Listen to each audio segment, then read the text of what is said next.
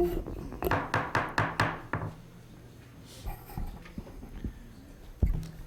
morning. Today is Tuesday, January 6th, 2015. This is a regular meeting of the Los Angeles Board of Police Commissioners. Madam Secretary, please call the roll. Good morning. Let the record reflect Commissioners Soboroff, Madison, Figueroa Villa, and Kim are present, and we have a quorum. Number one on the agenda, commission comments. Sandra? Yeah, I was, last year and this year, now that I've been on the commission for 2 years, I want to thank the Los Angeles Police Department for everything that they do for kids and families during the holidays. I did go to Rampart 77, Hollenbach.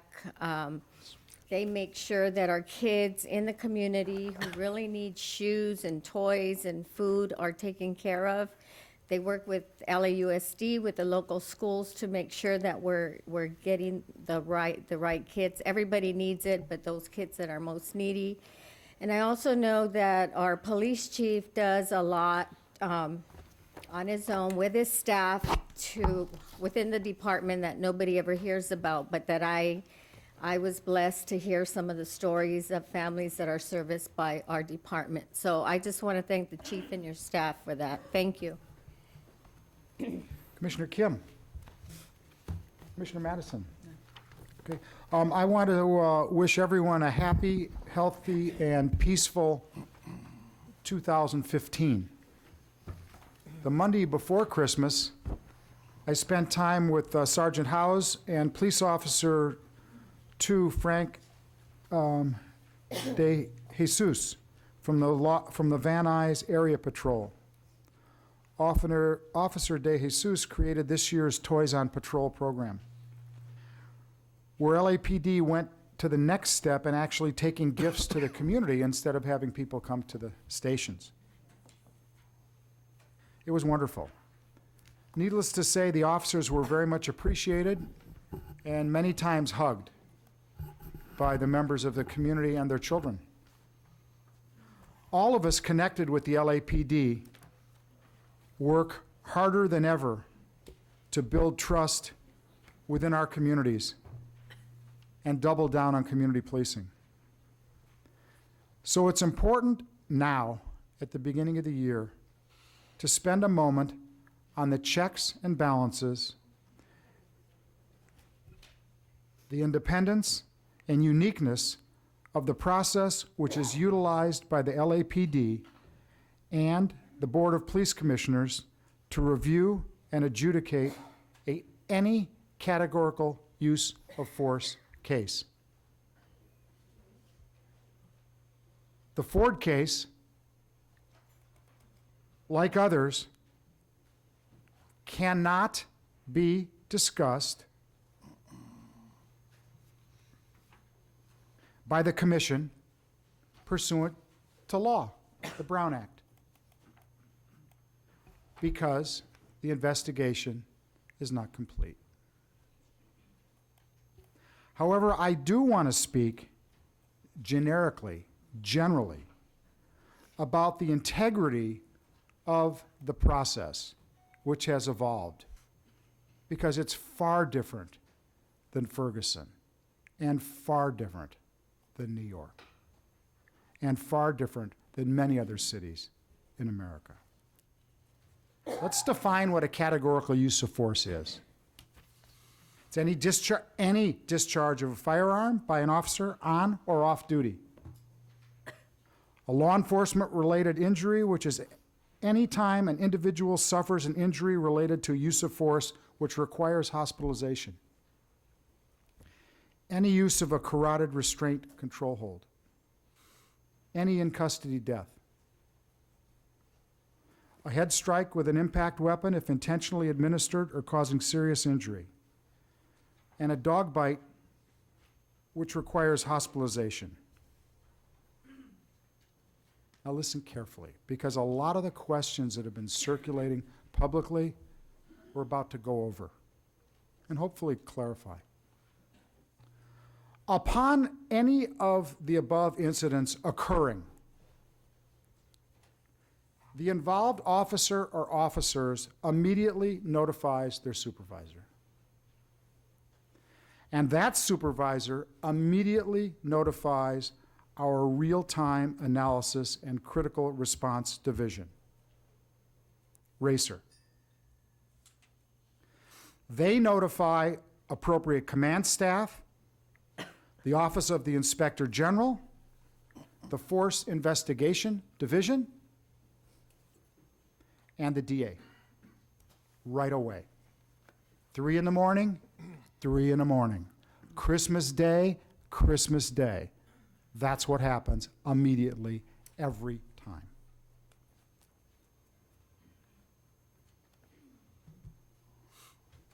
The Force Investigation Division responds to the site and initiates their administrative and criminal investigations into the incident.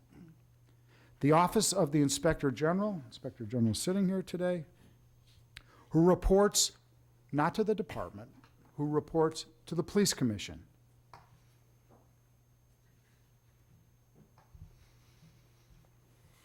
Monitors the department investigation and is given unfettered access to the scene, all interviews of involved officers and witnesses, as well as all physical evidence.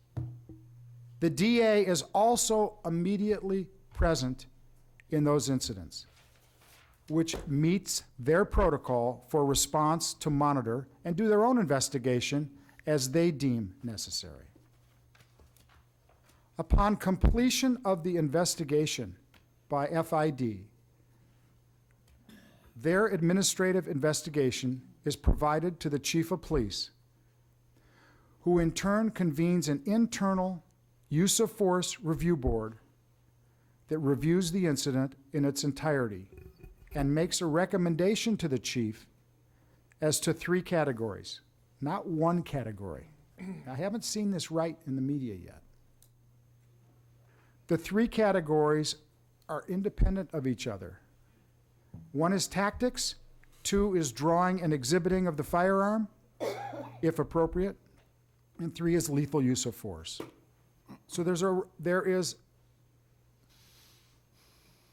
a recommendation to the chief. The chief prepares a memorandum to the commissioners containing his analysis of the incident and recommendation as to findings in the categories of tactics, drawing, exhibiting the firearm, and use of force.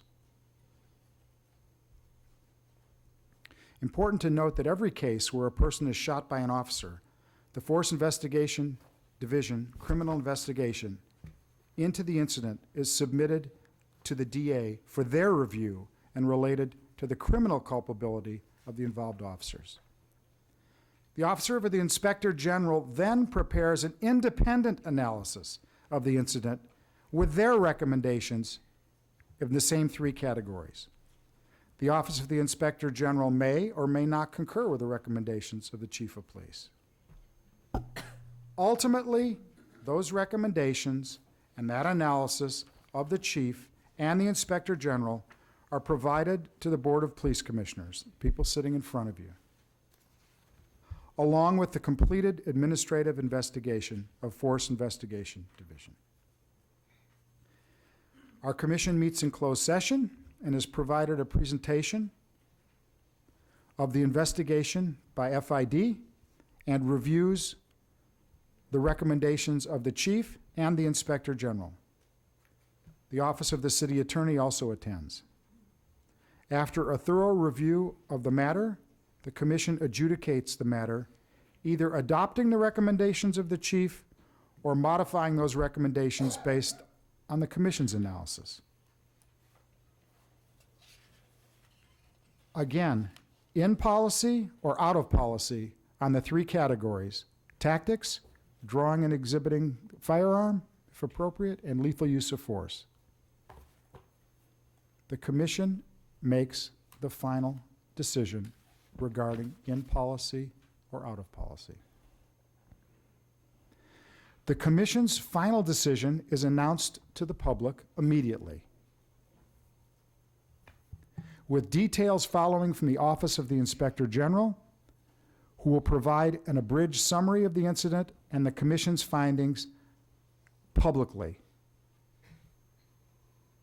sometimes the same day, which is posted on the Commission's website, found at www.lapd online under the tab Police Commission.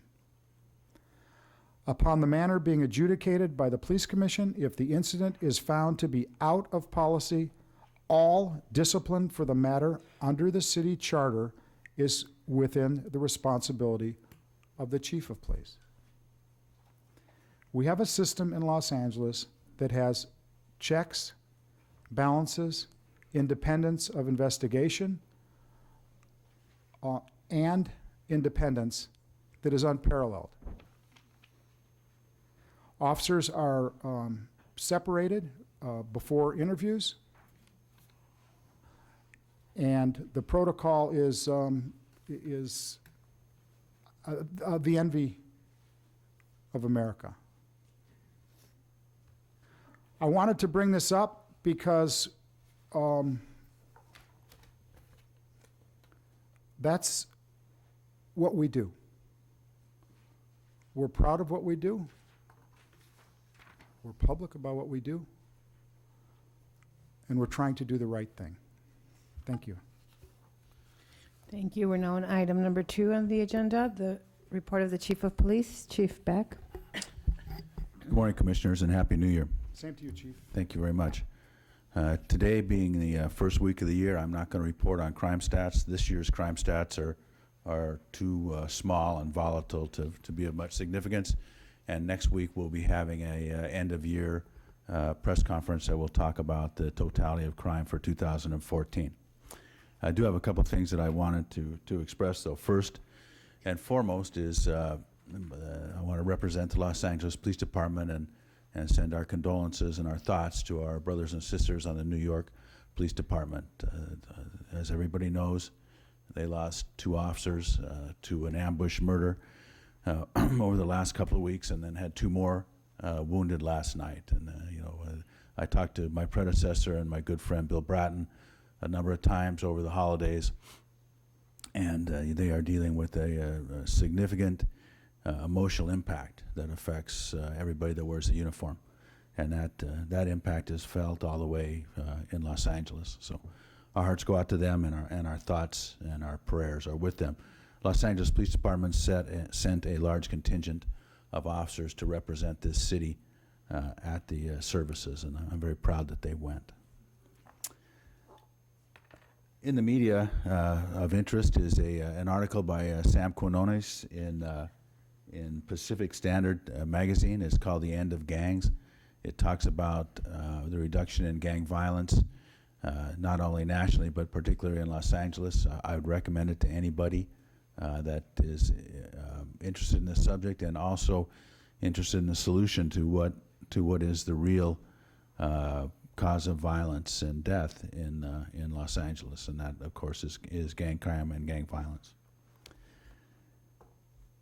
Commissioner Sobroff, your comments on officer-involved shootings and categorical use of force investigations are well taken.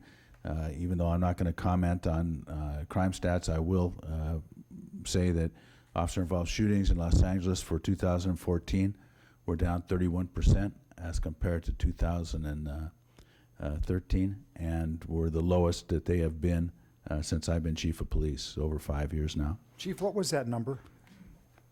Last year we had 31 officer-involved shootings as compared to 45 in 13, 36 in 12, 61 in 11, and 38 in 10. And does that include shootings like dog shootings? And No, things it like does that? These are confrontations that meet the standard of categorical use of force where people are involved. Okay, thank It you. does include doesn't include accidentals such as one in a locker room or dog shootings. Yeah. We have separate stats for that. Got it. Also, categorical uses of force, which was the basis of your discussion, down 19%. And to give you an idea, that's 76 this year compared to 94 in the prior year. To put that in context, the Los Angeles Police Department issues well over 500,000 traffic citations, makes considerably over 100,000 arrests, makes investigative stops several 100,000 times a year. In total contacts, well over 1 million people in enforcement contacts. So you have to view that number to put these in perspective. And then the last thing I want to comment on is something that's coming up on January 28th. All of you have a brochure that references it. We are going to celebrate and try to involve more employees in something that many employees do already, which is being foster or adoptive parents. One of the things that will strike you as you get to know the Los Angeles Police Department is just how many officers are foster or adoptive parents. As a matter of fact, I was a foster parent with my wife, who you all know as a deputy. It's a very common thing for law enforcement to do that is so uncommon in the way that it shows human compassion. And so we're going to have a celebration of that. I invite all the commissioners, and obviously, as everybody knows, the mayor is a foster parent also, and we hope to have his involvement. And that concludes my report. Thank you, Chief. Thank you. We do have 2 public comment cards on this item. We have Mr. Michael Novik, followed by Jabral Mohammed.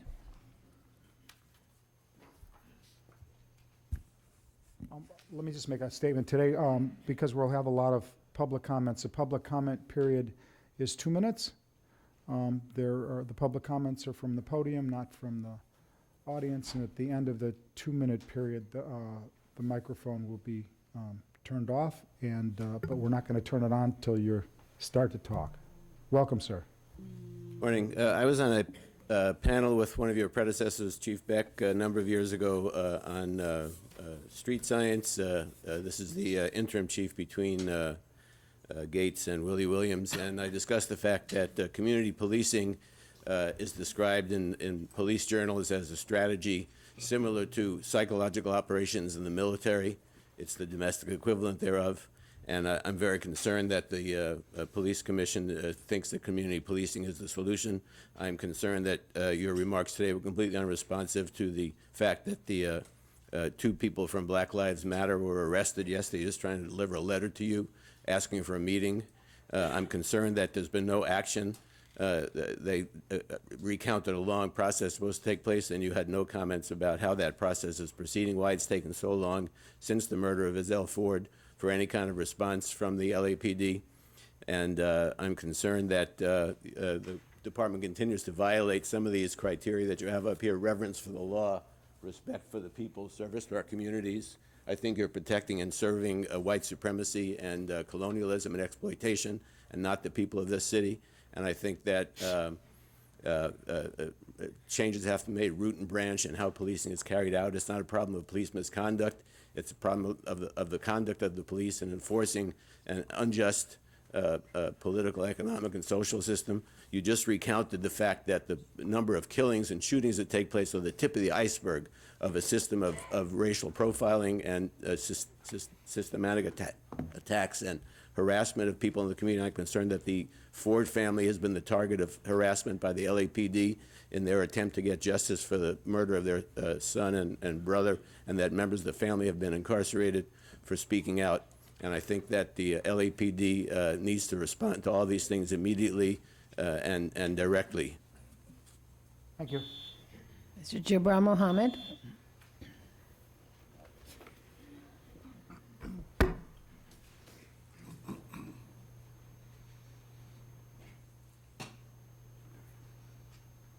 Morning, sir. Happy New Year to you.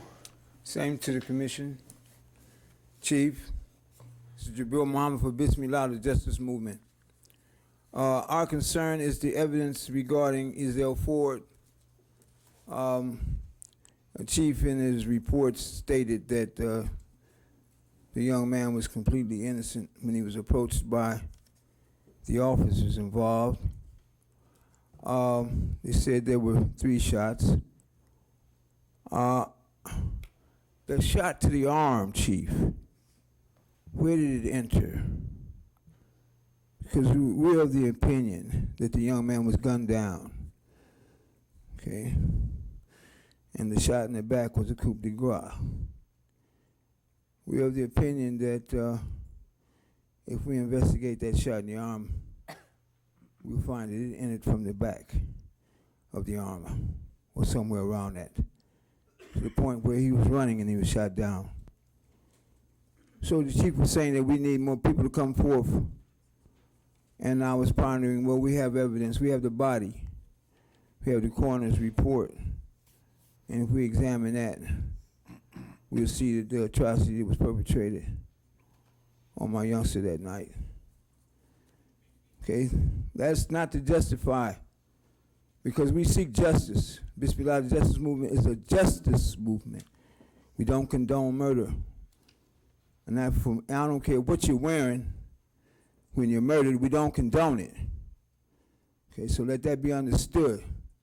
And we believe that the officers involved in New York was a wrongful death. And that's how they should file it, as a result of the grand jury not participating in doing its duty. It instigated vigilante attitudes. And this is what we must put down. Peace. Thank you. Item number 3 on the agenda, the report of the Executive Director, Mr. Tiefenk. Morning, Mr. President, members of the Commission. Just a few announcements for the public's information. The Police Commission will hold 2 public meetings to obtain input from the public on officer on-body cameras and the policy and procedure that is in the process of being developed, and hear from the public on that to get their information. Those 2 meetings will be taking place next week. The first meeting will be next Wednesday, January 14th at 6:30 p.m., and that will be at Green Meadows Recreation Center at 431 East 89th Street in Los Angeles. The second meeting will take place next Thursday, January 15th at 6:30 p.m. at the AGBU Menugian Demergian School at 6844 Oakdale Avenue in Canoga Park. Also, the members of the community can go to the department's website, lapdonline.org, and on the left side they will see a icon for alerts. If they click on that and go down to the next icon, there will be an opportunity to complete a survey online for information as to, again, the public's input should they not be available to go to the meeting or like to do both. Also, the Commission will be holding a community meeting in Council District 13 hosted by Councilmember Mitch O'Farrell, and that will occur on February 3rd on Tuesday at 6:30 p.m., and that will take place at the Sandra Cisneros Learning Center, 1018 Mohawk Street in Los Angeles. And those are the public comments for the publics as to meetings coming up. Okay. Item number 4 on the agenda, the report of the Inspector General, Mr. Bustamante. Good morning, Commissioners. Just a brief update on some of the community involvement that we've been up to date going on this week. We've met with several community members this week and in the ACLU on the suspicious activity reporting that we are due to release in the near future. Also, our meeting with the ACLU, we had discussions, I think fruitful discussions on on-body and digital in-car video. Camera will continue to do our outreach and our due diligence in that area, as well as in the suspicious activity report area, getting input from the community. And that concludes my report. Thank you. Thank you. Item number 5 consists of information items and filed items relative to noise variances and special event permits submitted for the period ending January 2nd, 2015. Item number 6, presentations. Do we have any presentations? None today. Thank you. Item number 7 is consent agenda items. These items are considered to be routine and uncontroversial, upon which the board is provided with adequate information for approval without inquiry or discussion. Would a commissioner wish to pull an item as special for discussion, 7A through 7F? No, I'll move approval with thanks to those who donated. All in favor? Thank you. We're now on item number 8, regular agenda items. Would a commissioner wish to pull a special, any item 8A through 8F? Yes, I'd like to pull items 8A, 8B, and 8D, and I move to approve items 8C, E, and F. Second. All in favor? Aye. Okay. Okay, thank you. We will begin with regular agenda item 8A, Department's report dated December 18, 2014, relative to Los Angeles Police Department's goals for calendar year 2015. And if the commission will indulge me, I'll speak directly on this item. They are my goals for the department. I'll go over them very quickly. There are 5. First is the commitment to constitutional policing. Second is crime reduction and community engagement. Third is prevention, preparation, and response for catastrophic and terrorist events. Fourth is employee wellness. And fifth is maintaining the personnel strength of the department. These are the goals, but the goals are subject to the strategies that we use to implement them, and something that the commission and the department will be having more discussions about is our strategic planning process, which will be used to achieve these goals. And what the department has begun the process of doing over the last months is discussions with a multinational company named KPMG, who has done a similar process with not only the Metropolitan Police in London, the Toronto Police in Canada, the police in Scotland, some very, very large international police agencies, to work through a strategic planning process and come to a 5-year plan. I think this is a particularly important thing for the department to do right now.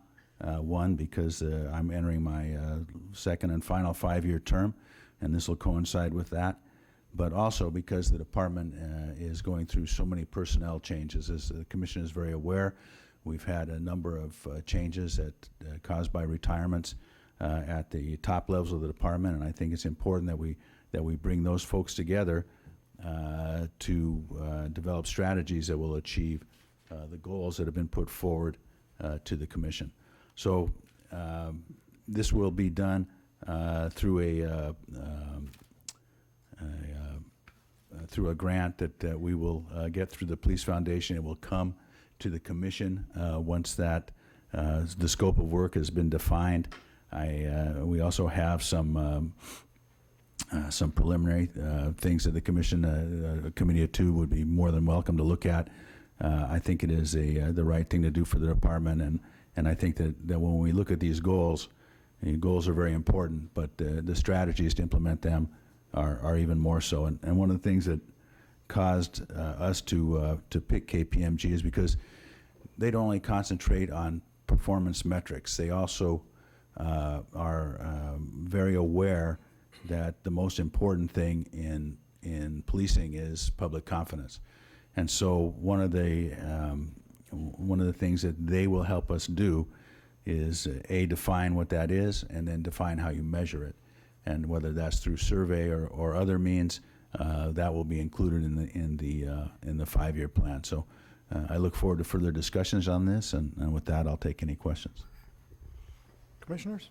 I have one.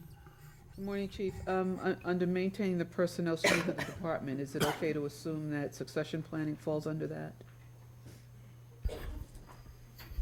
Well, succession planning is woven in several of these goals, but but you could attach it to that one also.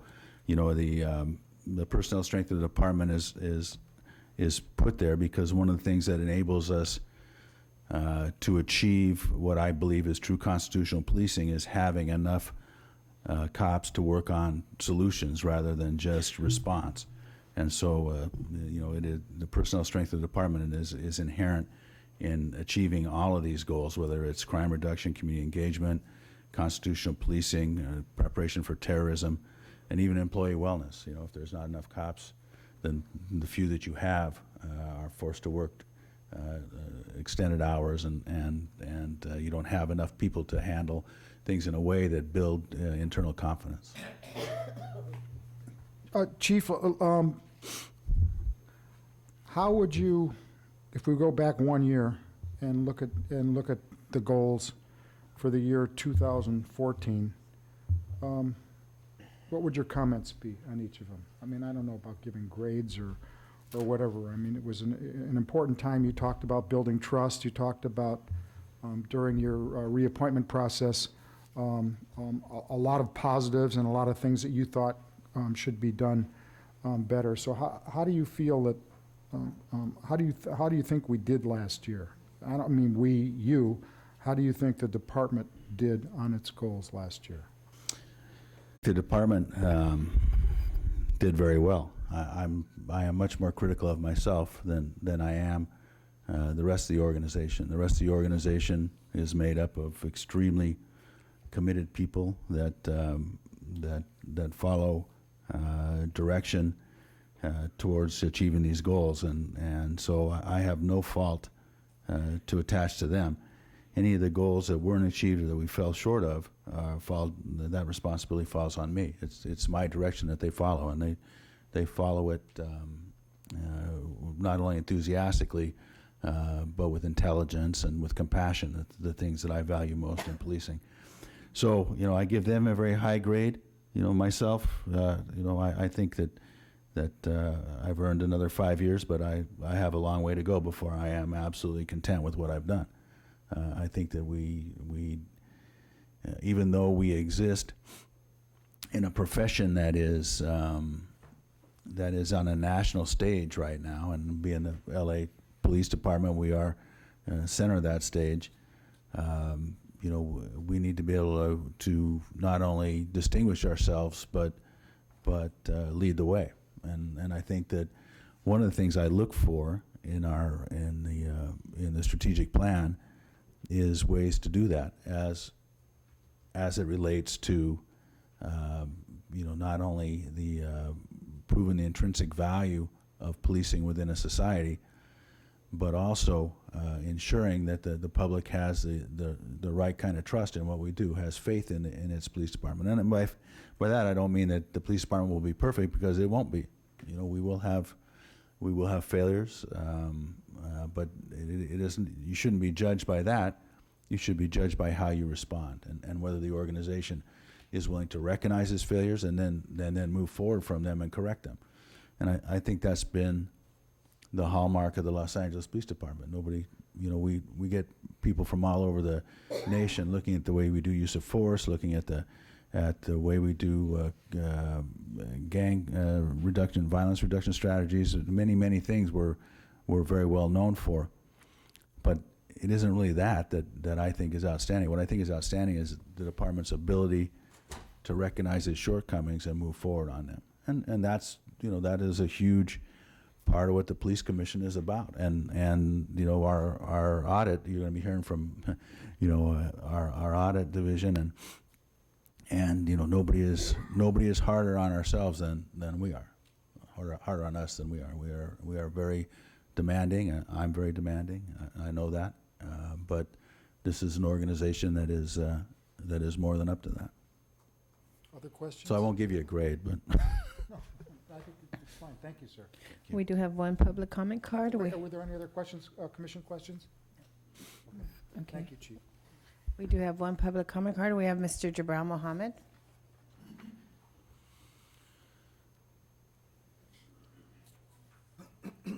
Morning again, Commissioners. Chief, this is Jabril Mohammed for Bismillah, the Justice Movement. I think we have our priorities twisted. We're saying public confidence. And we're at a very crisis moment here. You look behind us and you see members of the public. There's a lack of trust. There's a lack of trustworthiness. I think that the priority should be to make sure that you, as the chief of police, establish that. Because right now, as we see it, you reneged. We talk a good one, we deal all the cards, yet we still have reason to renege. And the people here feel that we've been reneged on, Chief. Last year's performance. And we're here as a response to last year's performance. Okay, and what we're going to do? I said that we can't sweep this under the rug with good, colorful words.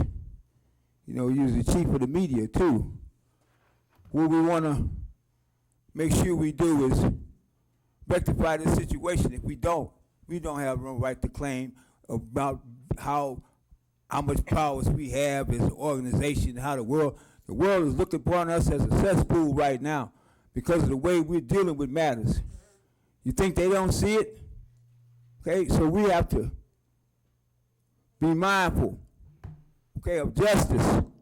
We have to be mindful of justice. If what we're doing here is not predicated on that, we're not going to be successful. As simple as that. Now, if somebody got to go under the bus, I didn't have no business. I didn't have nothing to do with it. Thank you. We have no other comment cards on this item. Do we have a motion for approval of item 8A? So moved? All in favor? Aye. Okay, let's go to 8B. Okay. 8B, Department's Report dated December 19, 2014, relative to the Ethics Enforcement Section Quarterly Report, third quarter 2014.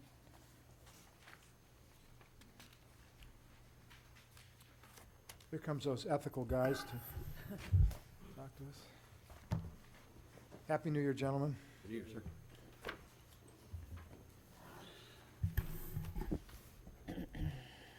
Good morning, Commissioners. Captain Jim Alvarez from Special Operations Division. With me is Lieutenant Nick Sinabaldi, the OFIC of Ethics Enforcement Section. Before we provide you a brief overview of the quarterly report, I wanted to do a follow-up on the inquiry that Commissioner Madison made several months ago. You had asked SOD to reach out to Captain Wakefield from IAID to see if we can get a better format or version for our quarterly report that reads more like the audits that the Board of Commissioners receive. So we did that. Sinabaldi here completed a new version. We met with Wakefield and their folks. They provided their insight. They provided some adjustments. I should have the final report this week. My intentions are to pass it up the chain of command, up to Chief Beck, to the IG. Ultimately, Chief McCarthy and I would like to meet with the subcommittee, including yourself, for your review. Perfect, Now we'll thank go you. with the quarterly report. Good morning. This is a brief report for the third quarter of 2014, the ethics enforcement report of our undercover sting operations. For the third quarter, we conducted 25, we were calling them integrity audits, but we're transitioning to tests. They were broken down into two specific categories, one being complaint intake audits. This is where we make phone calls to various commands, sometimes the front desk, sometimes a detective division, sometimes a back office. And we test to see for the compliance with the department's expectations on complaint intakes. In other words, someone calls up posing as someone making a complaint, and we measure the response that we get. It's a question for clarification. So these integrity audits that were conducted just fall only under Category 6? Or in understanding this this quarterly report, I was just trying to understand that all of the data collected is under Category 6. Is that correct? So it's just Category 6. Well, that's one of the Okay. that's one of the shortcomings of this particular Okay. report, Okay, I understand. where we might do a field test, that an undercover sting operation that might actually cover several categories, but we only, in this report, take credit for it under one category, Okay. so we don't double dip. I see. The new version of this Captures all that. will Okay. capture that. Great. So Okay. And that follow-up version that you were speaking of just a moment ago, so that's going up for review, and then it'll be before us, when? My hopes is that fourth quarter 2014 will be in the new version, Okay, once it's approved by our chain of command. okay, great. So during this the third quarter, we did 14 of these complaint intake audits. 7 of them were complete passes, where everything was done right. There were no training issues that we discovered. In 4 of the cases, there were training issues that we dealt with. And typically, that's maybe someone on the other end, whoever we call, maybe they don't understand the department's expectation fully. In the end, a complaint is taken, but maybe there's an issue that we call it pass with comments to the command, where we will send an email to the chain of command letting the captain, commander, whoever, know what happened when we did the test, so they can be aware of a training deficiency that might be taking place under their command. We had 4 of those incidents. And then we had 3 straight-out fails, where the person we called just refused to take the complaint. They might have given us the runaround. Sometimes they'll say, well, we can't do it over the phone. You're going to have to come into the police station to do that.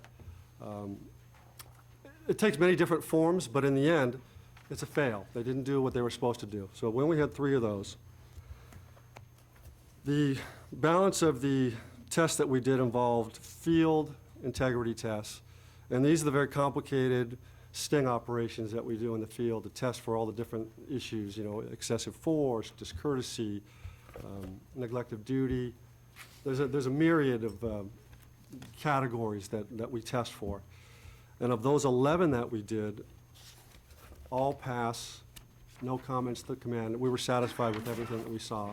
And each one of these stings or tests, there's a review process after each one is done. It's not just a rubber stamped, you know. It goes through me, through our captain. We have roundtable discussions where we go over all the little twists and turns of these audits, because there's so many different things that happen, and we try to come up with a classification that makes sense. There's really not much more to the report than that. The rest of the information is statistical in terms of how many employees might have been swept up. You might do one audit that involves 5 employees, so that's why the numbers don't seem to jibe with Table B. 39 employees were audited. And as you can see in tables C, D, E, and F, they're spread throughout the city and don't just include patrol stations. That essentially concludes the report. Questions? Well, I look forward to the newer version of this report. I think it'll give us more insight into integrity audits. I certainly think it's an important function of your division to conduct these. And the motion then, or the recommendation would be for the office, but I wanted to ask, actually, this question, I'm not making the motion, but my question is for the Office of Inspector General now to maybe comment on this report and to tell us what plans you have to follow up, since the recommendation would be for the Office of Inspector General to submit an analysis of this report. As the commission may know, that we routinely will review these types of audits and then provide a written report to the commission for its review. And those routine reviews that we do have both a open session component and a closed session component of it, where we provide you information that we can under the appropriate laws publicly, and those that we cannot, we will have in closed session for your review. But it's pretty standard. We'll do our review and we'll make our assessment of everything, all the findings they have. And I'm more than happy to share some of those prior report styles to the commission if they want to make any improvements or suggestions on that as well. Good morning. Good morning. So, in the spirit of establishing statistically the baseline for integrity, the next quarterly report that will come out will be using the new reporting structure, right? Which would then give a completely different look for the fourth quarter than for the preceding 3 quarters of 2014. So in effect, the results for 2014 will kind of be not apples to apples when we get into 2015 and start the analysis, when we do a year-over-year comparison, right? That's correct. So tell me if it's going to be beyond the realm of reasonableness to then take the new reporting tool and apply it to all of 2014, to take a look back at the first, second, and third quarters, so that what we have for 2014 is an analysis of 2014 that will be consistent with how we'll look at 2015, because then we'll be able to get a clearer year-over-year comparison as to statistically how we're doing integrity-wise, right? That's correct. So, And we can do that, because the new addition to the new version, the new format, is to capture other categories of misconduct that weren't captured in the previous quarterly reports. great. So the next report that we get would be fourth quarter 2014 using the new analysis tool. And then sometime, and can you give us an estimate of when we would get the look at the previous 3 quarters for 2014? And I don't want to make you crazy, I just That's need to, fine, yeah. I'm just trying to establish a baseline that would be consistent. What my commander just mentioned is we can focus on making the 2014, the fourth quarter report, a year date that captures all that information. Perfect, great, that would be wonderful. So I got a question. You guys got to dumb this down for me, okay? On page 2, you write, which I think is the most important thing here, it says, The Ethics Enforcement section attempts to identify training needs and policy recommendations based on the Ethic Enforcement section's observations of employee conduct during integrity audits. I think that is really cool, okay? Because you have these failures. So look, I just want to go back, somebody calls and the station wants to make a complaint, and the person at the station does something wrong. Says, you can't do it over the phone, you got to come in, which is wrong. Usually when we see these audits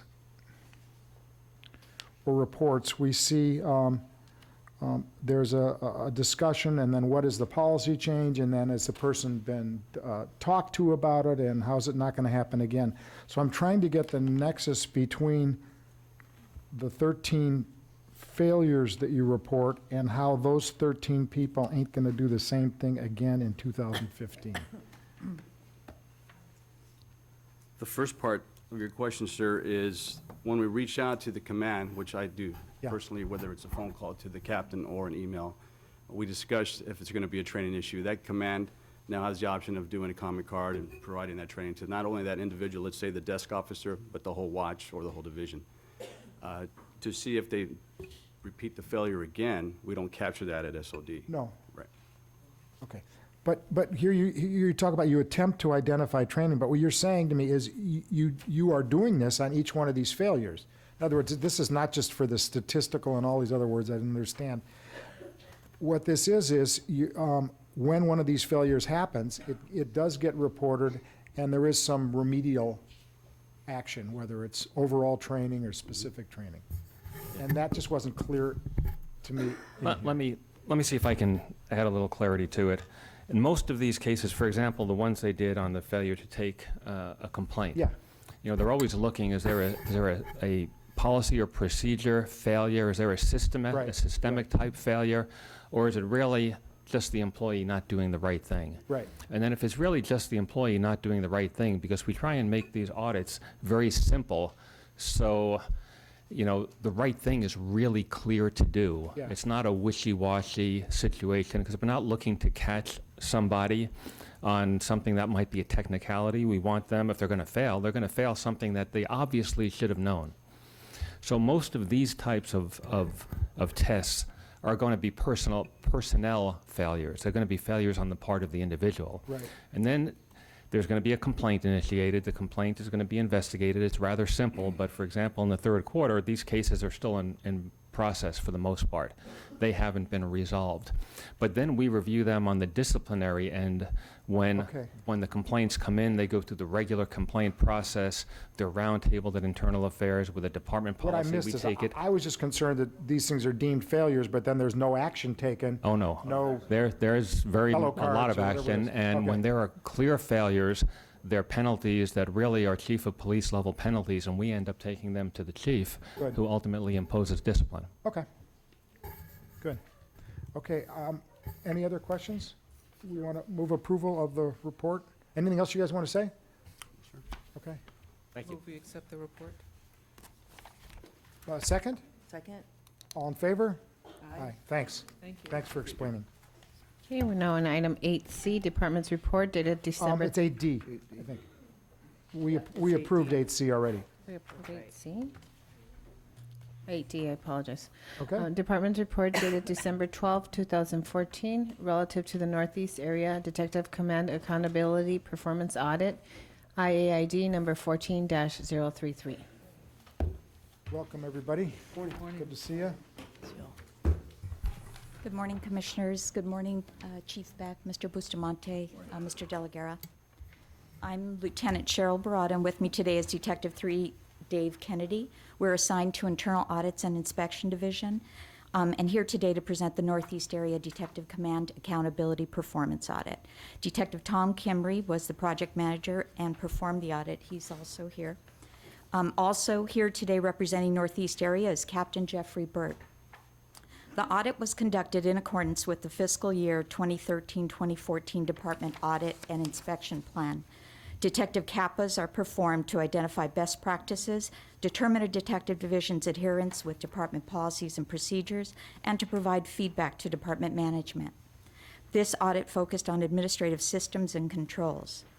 The audit included the evaluation of detective work product, evaluation of case envelopes and search and Ramey warrants, case clearances, unfounded, clear other multiple case clearances were reviewed for completeness and appropriateness, case categorization to determine if cases were categorized based on Detective Operations Manual, supervisor's roles, specifically supervisor bypass referrals, and that's referrals of cases directly to the city attorney bypassing the district attorney when appropriate, and detective sections felony warrant files to determine if warrant packages were on file and contained all required completed documents based on the Detective Operations Manual. The audit revealed a need for additional training in the areas of Objective 1A, evaluation of case envelopes, 65% met the standard, and Objective 1B, evaluation of search and Ramey warrants, 60% met the standard.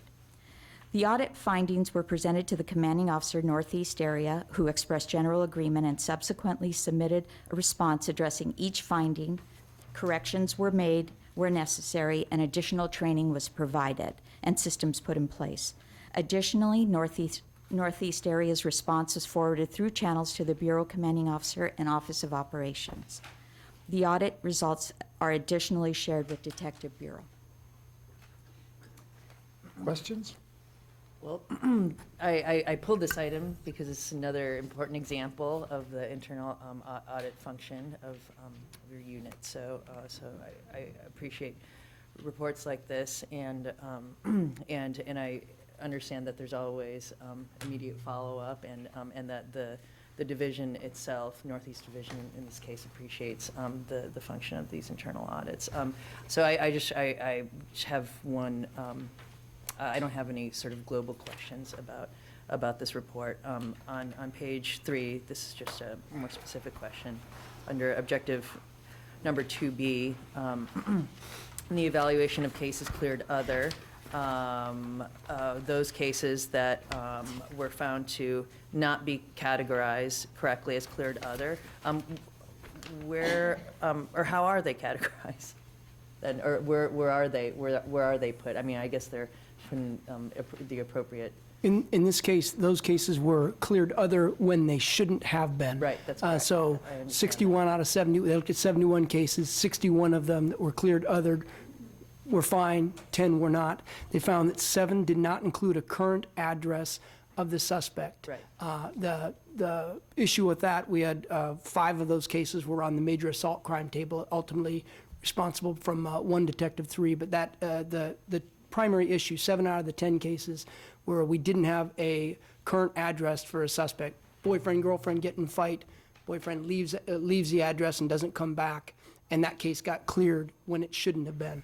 I long talked with the D3, and he recognizes that it was a misstep, and everyone on that table has been trained, and it's been a discussion point several times thereafter. Just did an audit in December on that same table, and we had no missteps in terms of cleared other.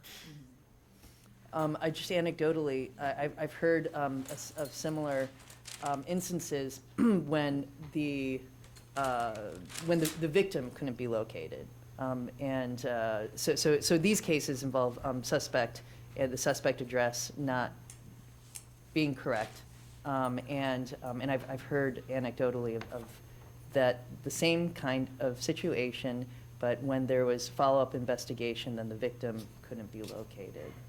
And I mean, that's not something that occurred here, but is that something that you do encounter?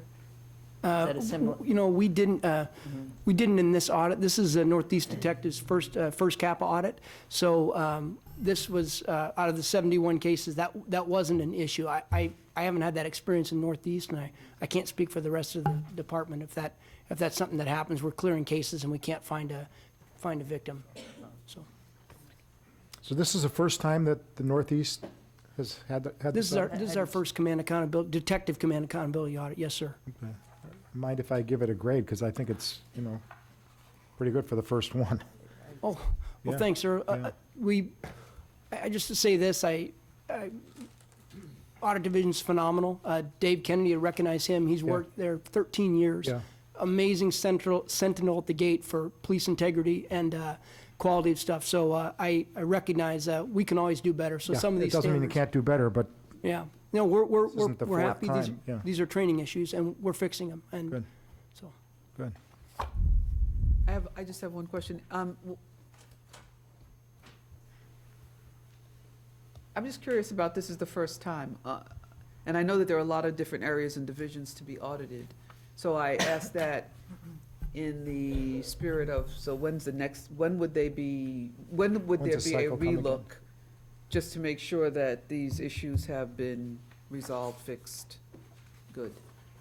Well, we have a 2-year plan, and, go ahead, Dave. Let me just speak to that briefly.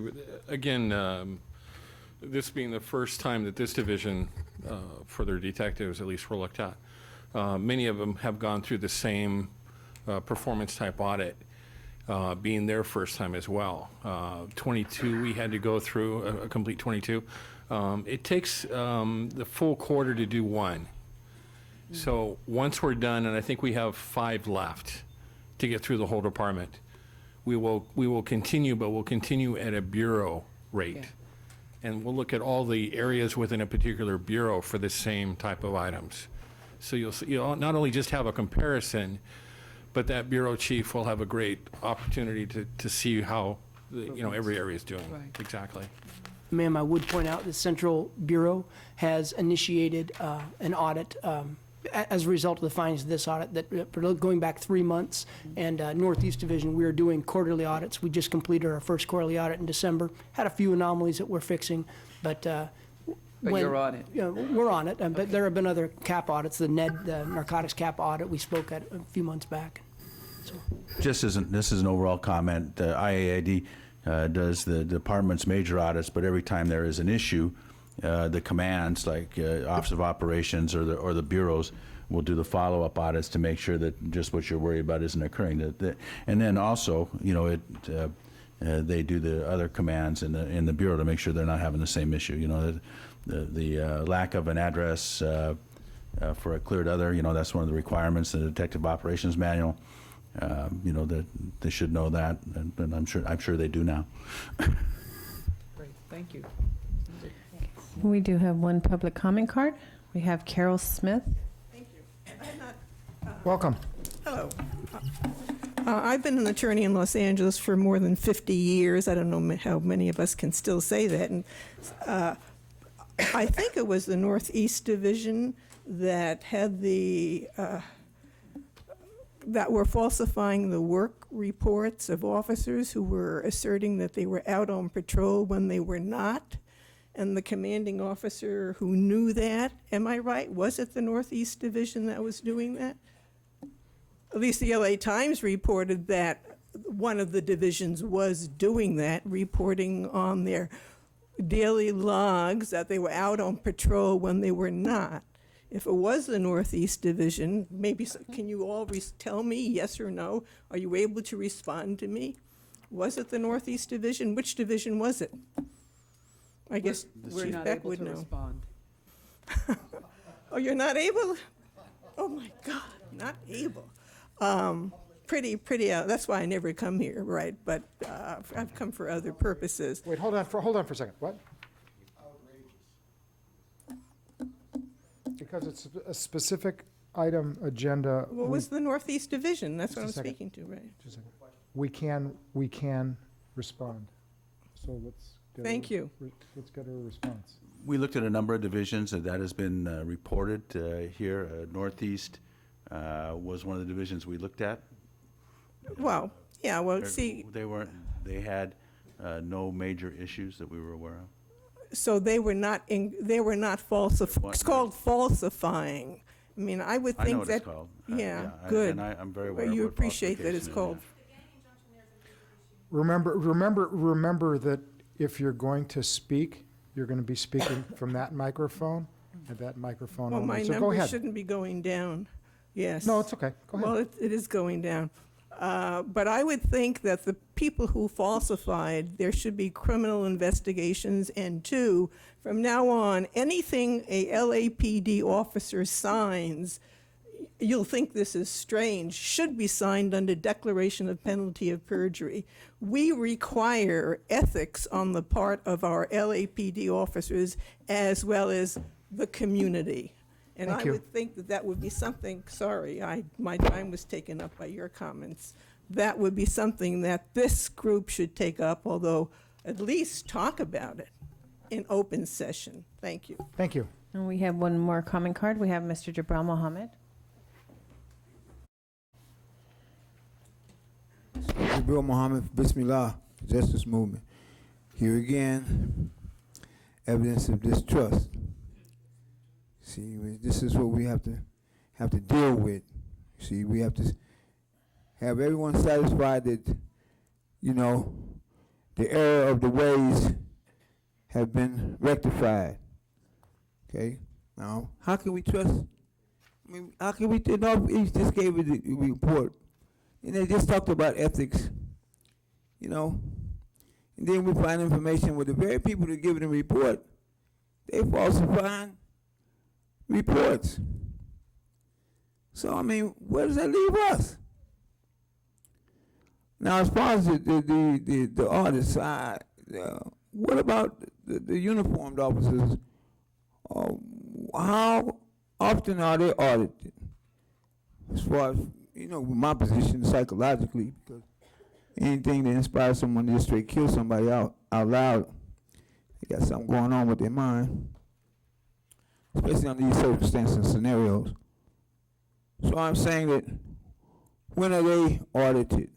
Because that's who's giving us the most problems. Uniform, not the detectives. Well, they're in their own way, but this falsifying reports, they might as well, you know, it's just too much illegal going on. So now, my prayers are that we rectified. We got all this year coming up and everybody talking about New Year, happy. There's nothing to be happy about, let me tell you. But that's not to say that tomorrow might not bring a smile. And I'm looking forward to it. I really am. You know, and I believe everybody will feel it. When we implement justice, everybody will feel it. We Thank have you, no sir. other cards on this item. I move to approve item 8D. Second. All in favor? Aye. Aye. Okay. Thank you. Thank you. We're now on public comment. Item number 9. We have 20 comment cards. you, guys. 20 comment cards. The first 4, Stephen Washington, George Christ Papas, James Lafferty, and Sony Lloyd. Welcome, sir. Welcome. So my name is Stephen Eugene Washington. I'm 27 years old. I am autistic. I've never had an interaction with law enforcement. On March 20th, 2010, gang officers Diego and Corrales allegedly heard a loud noise, saw me walking, turned their vehicle around. I was now a suspect, walking while black. I was shot in the head from an officer sitting in his patrol car. The others shot me as well. The officer attempted to say during the official investigation that I had something in my hand. The coroner's report contradicted that, and the officer then recanted his statement and said, "Oh, maybe I thought I saw something. It happened too quick." In a rare turn of events, the commission disagreed with Chief Beck, who said this shooting was justified, and my mother was awarded $950,000. $950,000 will never allow me to hug my mother again. $950,000 will never allow me to go back to my community. These officers are still patrolling my community. Eerily, this sounds just like Ezell Ford and so many others. And we're here to say that Black lives matter to us. And we understand that the culture of the LAPD does not embrace that, particularly when mothers are arrested coming here to simply deliver a letter to a public building that was open. I'm going to give you a quote, how I know this sort of racist cultural institution continues to move forward. My Chief Beck here said this to CNN. Daryl Francis Gate was a 1 in a million human being. He inspired others to succeed, and doing so changed the landscape of law enforcement around the world. For us, we know who Chief Daryl Gates was, and it lets us know who this institution continues to be Thank you. under Chief Beck. George Price Pappas. Good morning, sir. Welcome. My name is George Chris Pappas. I came to you after my wife left my home on October the 13th to come to Los Angeles to attend a meeting at the LA Philharmonic, and she did not call back, and after I tried to contact her, nothing happened. I went to Las Vegas Police Department, they filed a report, and they say she told them, or somebody told them, that my wife did not want to come home. She was leaving me for permanently. I came to Los Angeles. I went to Valley because I lived in the San Fernando Valley. And Trujillo, the narcotics officer, because I suspect my wife being on narcotics, he told me he would check it out and give me a report. The officer of the afternoon told me they would make a report. About 5 o'clock, they told me to leave. There would be no report. I came to your commission, and after a couple of visits, they sent me to Bustamante, Alexander A., and I was unsuccessful meeting him because of the fire and other things. And finally, one of his staff told me he would not assist me to recover my wife. My wife is a woman that was injured from 6.5 feet of fall. She's mentally ill. She's on narcotics by people that befriended her, and they brought her across the state lines, which is a violation of federal law. And I expect you people to do the right thing. I'm a veteran of World War II. I've been honored by a police commission with a plaque. I have 3 medals from Uncle Sam and 2 for weapons proficiency. I have 2 medals from the Republic of China, on whose behalf we suffered Pearl Harbor, Bataan, and 25,000 Chinese people were killed because they helped the Tokyo Raiders escape detection. Please, sir, bring me my wife today. Let me take her to the medical facility at Mayo Clinic so I can have her properly treated. I beg you, and I beg you, and I beg you. Thank you. Thank you, sir. James Lafferty.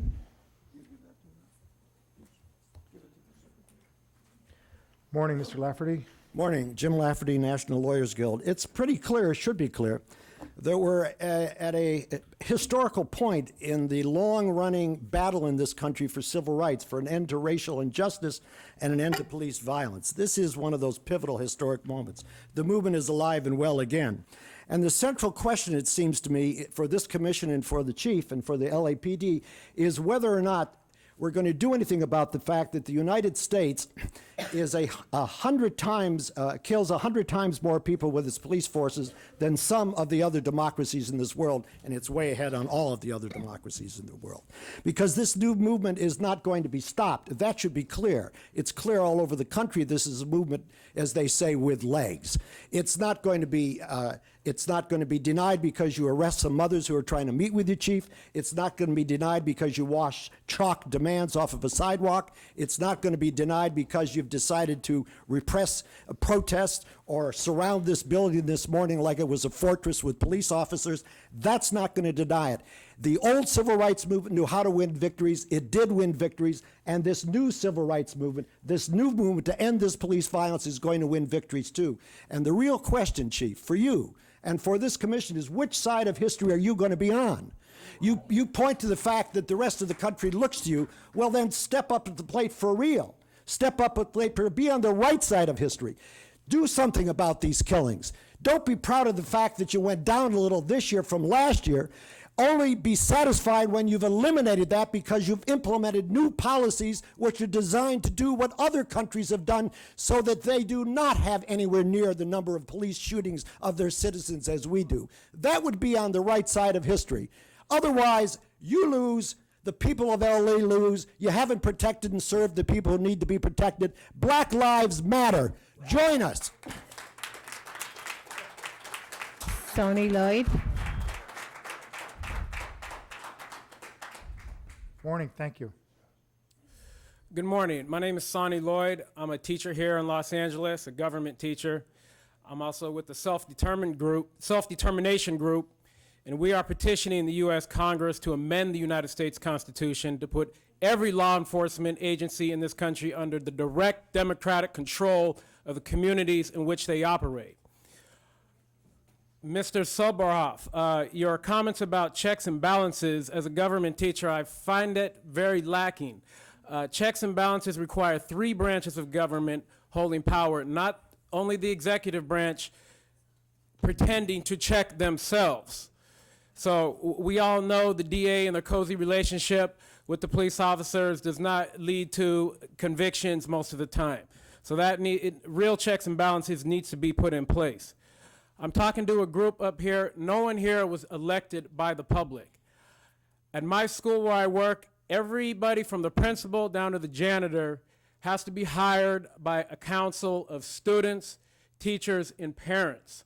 No officer here was elected by the community in which they operate, and that leads to the friction. They don't know these people.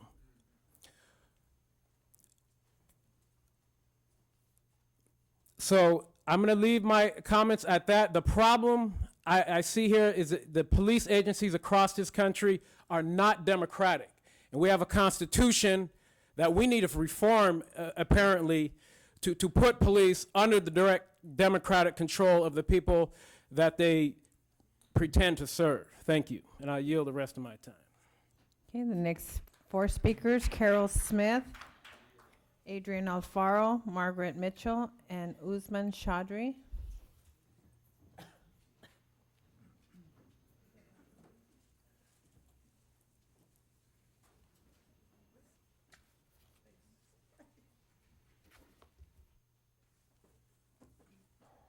First, let me say that nobody has to wait for the police department to prosecute. The DA can prosecute the killers of Ezell Ford yesterday, or today, or 2 months ago. There's nothing in the law that says anyone has to wait for months or years for the LAPD to complete investigations of crimes. We obviously need a special prosecutor in Los Angeles. The DA is not prosecuting the killers of civilians. We need a special prosecutor who is not tied to re-election, to campaign funds, who is not tied in any way to local law enforcement. Let me move on to the next part of this. Which is more important to public safety, do you think? Is it when we have to repress people when they shout out and say, we are not being protected. We are the people who are being killed and oppressed and stopped and frisked, investigative stops, consensual stops. They have to shout out because they're not being heard, and even when they shout out, they're not heard. Or is it, which is better for public safety, letting that happen, or letting police go around not being prosecuted? We don't prosecute the police. We don't even prosecute them when they commit vandalism. You know, vandalism is a crime. I mean, we all know that, right? And radio equipment was destroyed in a local law enforcement agency. The district attorney's office could have convened a grand jury. Conspiracy to commit a misdemeanor is a felony. It didn't even have to wait for the city attorney to take action on a misdemeanor. It is a felony. Chief Beck tried to investigate, and of course what you read in the Times is that he concluded he couldn't identify which officers had done it. Well, a grand jury would have done it. Let's turn the mic off. Thanks. Next. Adrian Alfaro. Welcome, sir. Thank you. Well, to start off, I had a family member that got harassed by a officer, and the officer did his best to hurt him, and that ain't right, you know, and well, my step-uncle, he was selling fruits and flowers to support his family, and well, he got pepper sprayed and being down by officers, and they don't go, you know, that ain't right, you know, yeah, you guys might have, you know, badges and everything and guns, but, you know, it's to serve, you know, and protect, but not to beat people down, and, you know, I mean, I don't speak professionally like you guys do, but I'm just trying to get it out there for people, you know, out there, you know, like, that's what I gotta say. Thank you, sir. Ms. Mitchell? Welcome. Today I represent Margaret Mitchell. Margaret Mitchell was killed by two LAPD officers, Edward Larrigan and Kathy Clark, on May 21st, 1999. She was pushing a shopping cart and holding a screwdriver. Apparently, these officers felt threatened because she did not stop pushing her cart, and she held a screwdriver as her protection. Because police officers felt extremely threatened by the screwdriver, they proceeded to shoot her down and kill her. Reading and reflecting on Chief Park's statement from November 1999 regarding this killing, only one part of his statement did he get it right. He states, and I quote, "Police officers are not social workers, they are not psychologists, they are not psychiatrists." He continues, "We will never be able to turn police officers into professional mental health caregivers. It is not their job." The reason this statement resonates with me is because it disgusts me to know that 57% of the city's unrestricted budget, an excessive amount of federal dollars and private donations go into LAPD's budget. I've spent my life working with those society classifies as individuals with special needs, whether they be physical or mental health needs. But even as special as they are not as special as LAPD's superstructure. If childcare workers, social workers, nurses, doctors, promotoras, family members, community members could have the same resources at their service, then deaths and killings like Margaret Mitchell and Ezell Ford would not happen. The community could care and can care for itself. As a person on the front line protecting community health, I will speak from that vantage point. I am tired. The way LAPD and police officers engage with the community is violent. There are people who dedicate their lives to build with people, to build relationships with people without the type of violence police bring into the community. You are quick to kill because you fear and you criminalize the community.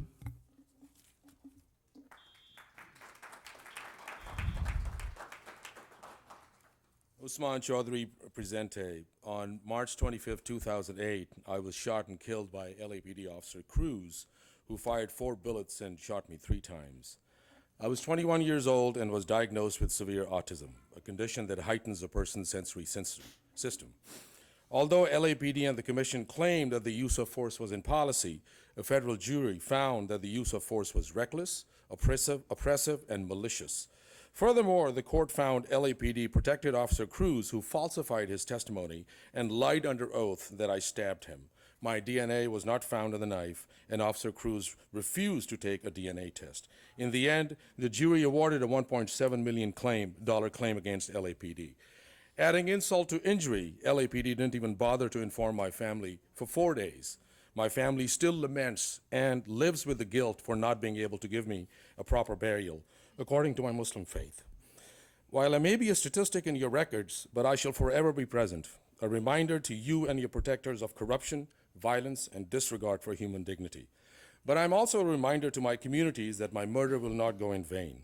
Not a memory, but a reminder, a purpose, a mission, a goal, a determination, a culture of resistance that says and demands that no reform, no propaganda of community policing, no negotiation of constitutional police can reform this malfeasance, this institution of malfeasance. This needs radical transformation, and we are coming at you.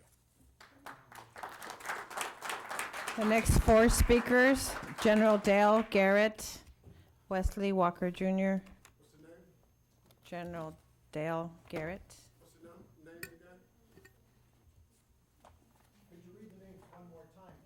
General Dale Garrett, Wesley Walker Jr., Mario Venegas, and David Scott Ware. Good morning. I'm General Dale Garrett. I was shot and murdered by LAPD undercover officers May 1st, 2010. The shooting was found to be out of policy according to your own report, investigation. I want to switch reels also, and I want to say something to the commissioners. You know, your commitment is to the citizens of the city of Los Angeles, not to Chief Beck. That's why you got 5 stars, he got 4 stars. I've been coming to this meeting for over 10 years. And only once have I seen the people's issue on your agenda. Every time I come here, it's departmental stuff. Now, I understand you got departmental issues that you got to deal with, but you also have to deal with folks in the community. Look at the people that's out here. You got more citizens out here than you got cops out here. These are concerned citizens. And it becomes a problem when you don't listen, and I'm gonna tell you why. For the last 7 days, you had kids out in your front yard sleeping in sub-degree weather just for a chance to talk to this cat, right? And the response was, you got military officers out there. You got people, you got barricades all over the place. You got mothers with their kids in front of them getting arrested for trying to walk in here and deliver a letter. When all this could have been solved by us, you give us opportunity. Once I saw this commission do it again. We sat there and we presented. You could do it again. People want to be heard, right? And you don't give us the opportunity to do that, right? It's your job and your responsibility to make sure that that happens. We want to sit in those comfortable cushion seats, and we want to go through the same departmental procedures that you do those officers. The same way you ask them questions, the same way you do everything. We want the same opportunity. So we need to know today who we can talk to make that happen.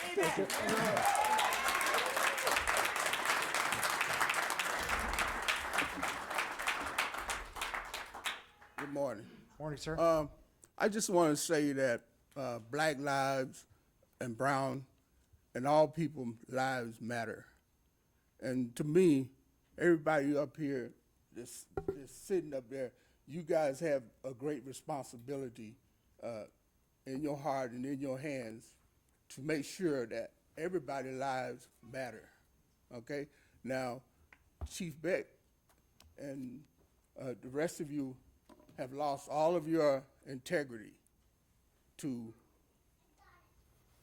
the people in the community, to the whole nation, because you're setting an example for the rest of the nation. And it's all because of that. You want to say that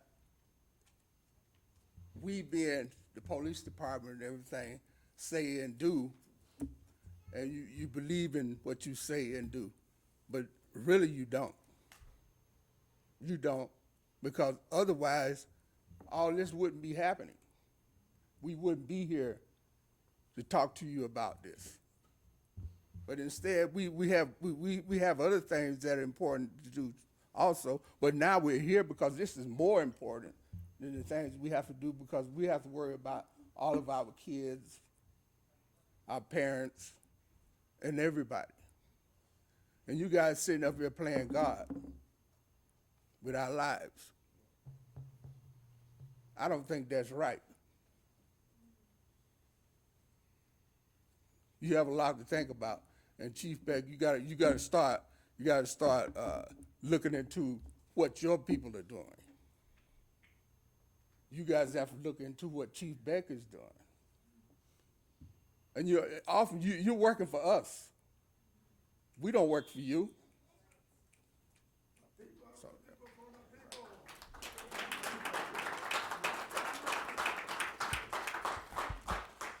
Welcome, Good sir. morning, good morning, commissioners. My name is Mario Venegas, a 45-year-old Latino male. 3 years ago, on June 22nd, 2011, I was shot and murdered by members of the Los Angeles Police Department at 3800 West 27th Street in South Los Angeles. I would love to go into details about my death, but unfortunately, you, the commission, only provides us with 2 minutes to speak. What I do know and want to get across is that I now leave a host of family members that can't stop mourning and grieving while my killer is still working the streets of LA. My family doesn't understand why someone or the department that is supposed to protect and serve the community is killing and protect their own department as if their department is not in the community. So I ask now to the LAPD, where is the service to our communities? Where is the respect for the people? Where is the integrity in all that you say and do? Where is the quality through continuous improvement? Where is the commitment to leadership, and where is the reverence for the law? Although I am blameless, I have no concern for myself. I despise my own life. It is all the same. That is why I say he destroys both the blameless and the wicked. When a scourge brings sudden death, he marks the despair of the innocent. When a land falls into the hands of the wicked, he blindfolds his judges. If it is not he, then who is it? My days are swifter than a runner. They fly away without a glimpse of joy. They skim past like a bolt of papyrus, like eagles swooping down on their prey. If I say I will forget my complaint, I will change my expression and smile. I still dread on all my sufferings, for I know you will not hold me innocent, since I am already found guilty. Why should I struggle in vain? Even if I wash myself with soap and my hands with cleansing powder, you will plunge me into a slime pit, so that even my clothes would detest me. He is not a mere mortal like me, that I might answer him, that we might confront each other in court, if only were someone to mediate. If only there were someone to mediate between us, someone to bring us together, someone to remove God's wrath from me, so that his terror will frighten me no more. Then I will speak up without fear of him. But as of now, stands with me, I cannot. All black lives matter, all brown lives matter, all lives matter. Thank you.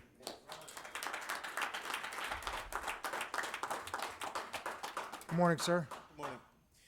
David Scott Weir was killed on Hollywood and Highland at the end of last year. He was, quote unquote, holding a knife, and he was shot in the head and killed by members of the Los Angeles Police Department. I'm sure the department is investigating itself and will come to a just conclusion. The unmitigated murder of people, of civilians by police across this country has ignited a movement. It was a war that's been going on for a long time now. It's endemic to U.S. policing since its inception to control and catch slaves and control the urban working class. But now this movement is gaining legs, it's gaining steam. It's remained peaceful despite the amount of bloodshed already.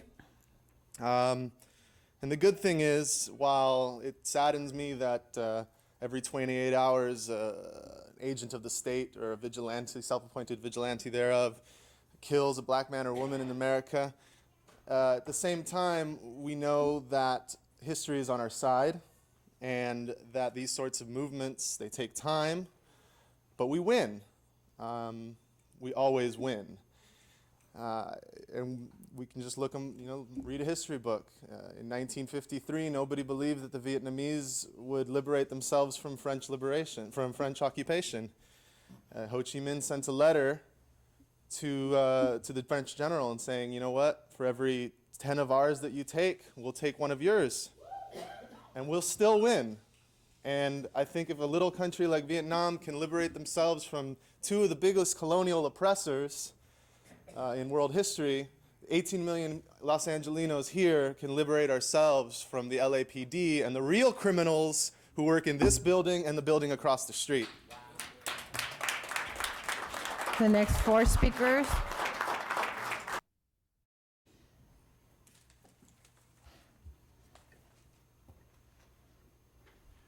Hello. I'm speaking today for Brenda Williams, who was a 57-year-old black woman shot in April of 2011 in the city of Watts. She was deaf, and therefore she could not hear what the officers were saying, but they didn't matter. They shot her anyway. They shot her, they kicked her over, and they shot her again, all in front of her family. This is just one of many, many events that have gone on in this city, and they are wrong. I just can't say I just can't say it enough. That we, the people, do not deserve to be murdered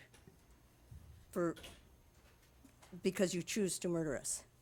Anyhow, I'm having a hard time saying anything other than I'm with LAPD, Stop Spying, and we are wanting the LAPD to not have any drones, and we are hoping that the commission keeps on keeping the LAPD from using the drones that they have. Thank you.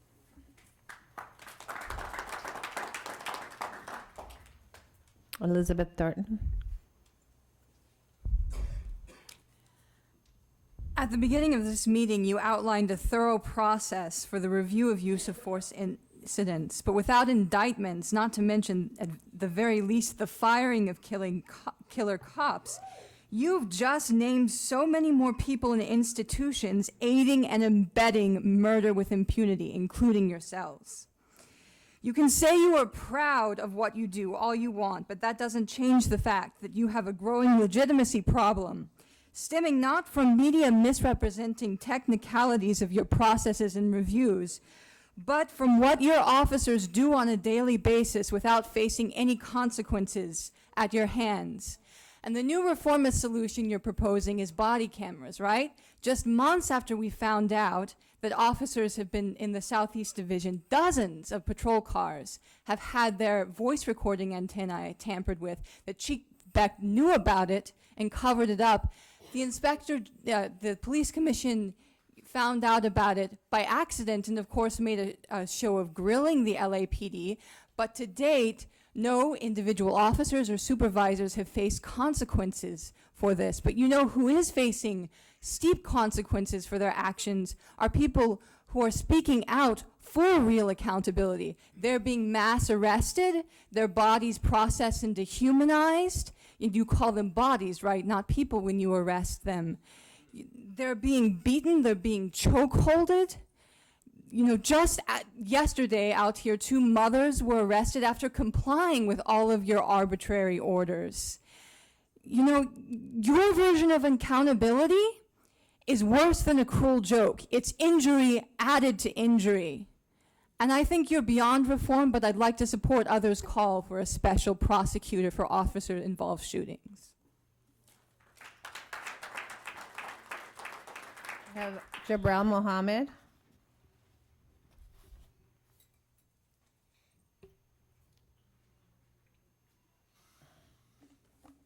Again, Commissioners, Chief, this is Jabril Muhammad for Bismillah, the Justice Movement. Whatever tool necessary to implement justice, I'm with it. Special prosecutor, special grand jury, special. If it's going to remedy this situation, I'm with it. And, you know, we love it. I love LA. You know, and I'm just gonna be honest with you. So I want to be able to brag about everything that's the Americana in me. You know, it don't overrule my Islam. I pray nothing overrule my Islam, but we're all sticking with the Americana.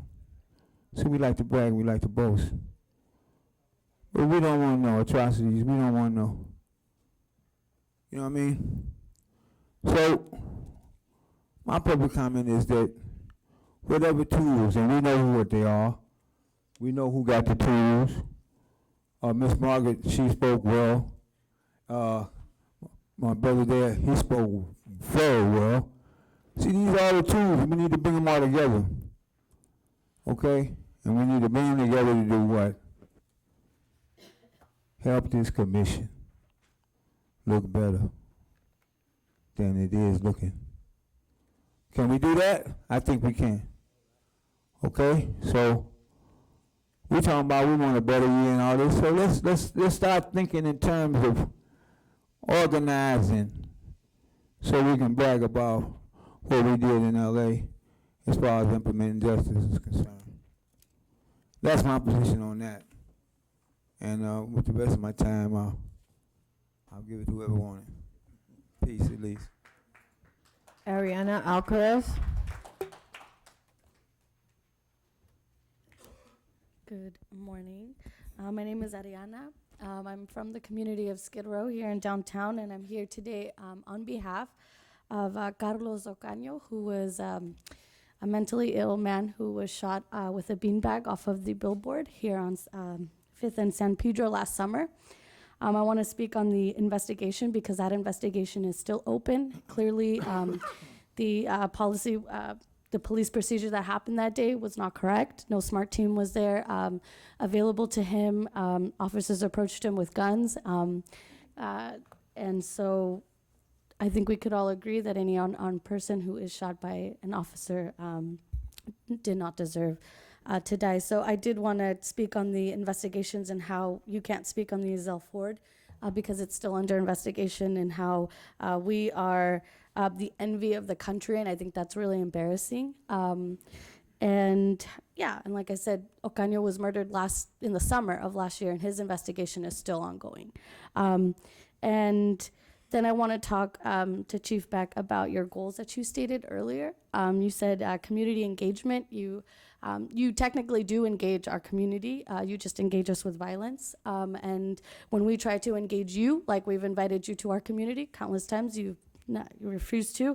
In fact, you arrested 2 mothers yesterday for trying to engage you by delivering you a letter. So you are technically engaging us. You're just not engaging us in the way that we deserve to be engaged, with respect and with trust. You also, in your goals for this year, did not mention at all that you wanted to build trust in the community. Clearly, you started this year off with a lot of lack of trust here in the LAPD, in the police department, and you don't care to build trust in the communities that you are policing.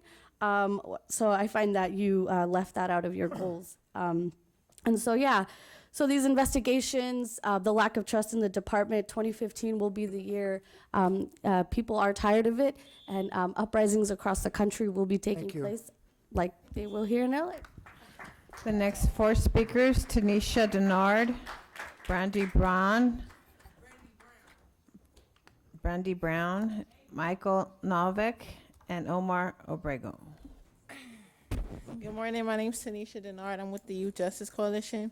We are now at 603 people that were killed by law enforcement in LA, and it has been time to implement a civilian oversight. It amazes me how we sit here with the whole agenda on the table every Tuesday, and none of it really gets to the root causes of our problems. We come here with solutions and demands time after time, and the only solution you give us is the same thing you've been giving us for years, which you claim to be helping, which is jail. That has a 70% recidivism rate, which is telling us it's not. I also have a packet here for some statistics and a updated report for you guys. So hopefully you look at that and we can come together and move to take a step forward. Thank you. Thank you.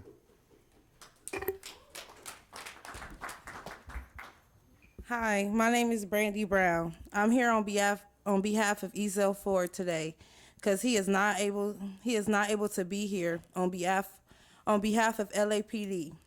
I'm going to tell you who Ezel was to me. Ezel was a good friend, and he's greatly missed. I'm going to tell you what LAPD don't know. They don't know who they took from us. They don't know by taking Ezel, they took half of us with him.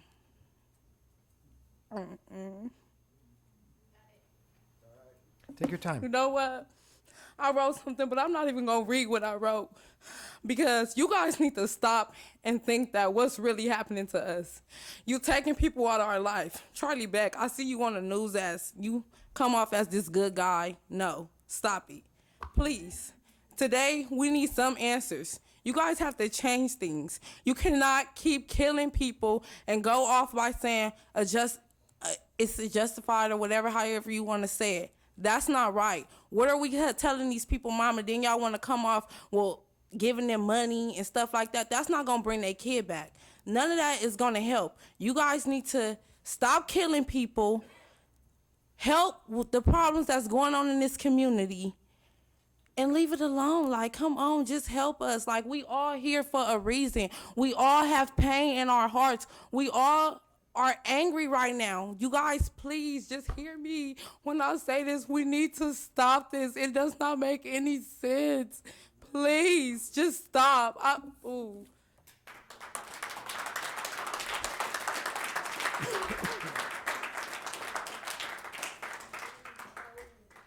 I was shocked by the dereliction of duty exhibited here today by the Chief of Police and the Police Commission in defining 5 goals for the LAPD for the coming year without any process of discussion with the community about what those goals should be or any even discussion among yourselves about it. I think I can suggest 5 goals for the LAPD for the coming year. Goal number 1, demilitarize the Los Angeles Police Department. Goal number 2, zero tolerance for police murders, reduce the police killings to 0. Goal number 3, end LAPD spying, destroy the drones and withdraw from the fusion centers. Goal number 4, stop harassing the homeless and enforce the Homeless Bill of Rights. And goal number 5, the Police Commission should immediately call for the amendment to the city charter to create elected community control of police boards in every one of the 15 council districts and the creation of a police prosecutor, a special prosecutor to deal with police crimes, because it's well known that in New York they say that the police hold the door open for the district attorney, and in Los Angeles the district attorney holds the door open for the police. I think that your responsibility to the people of this city overrides any of the institutional concerns of the department or of this board, and I think that you have to step up and stand up for human rights and self-determination and self-respect, and otherwise you will find that people will begin enforcing their own system of self-determination, enforcing their own right to defend themselves, and our rights will not be violated by these institutions. Thank you.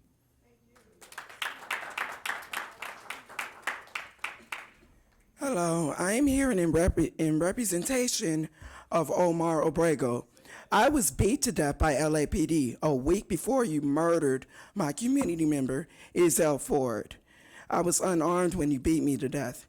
Here it is, another year. LAPD still does not have the skills to handle community conflict, but yet we're paying you $80,000 a year for skills to handle conflict that you do not know how to handle. It should be handled by peace builders from our community.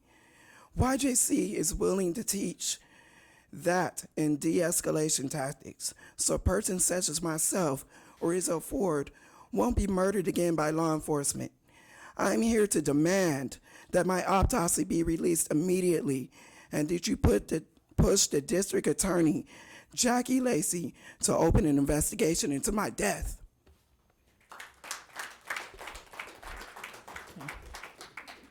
Good morning. My name is Francisco Martinez. Who you all officers call shooting Newton? I'm here on behalf of Oscar Obrega, beaten to death by LAPD Newton Station 5 months ago. He was unarmed. He was a loving husband and father.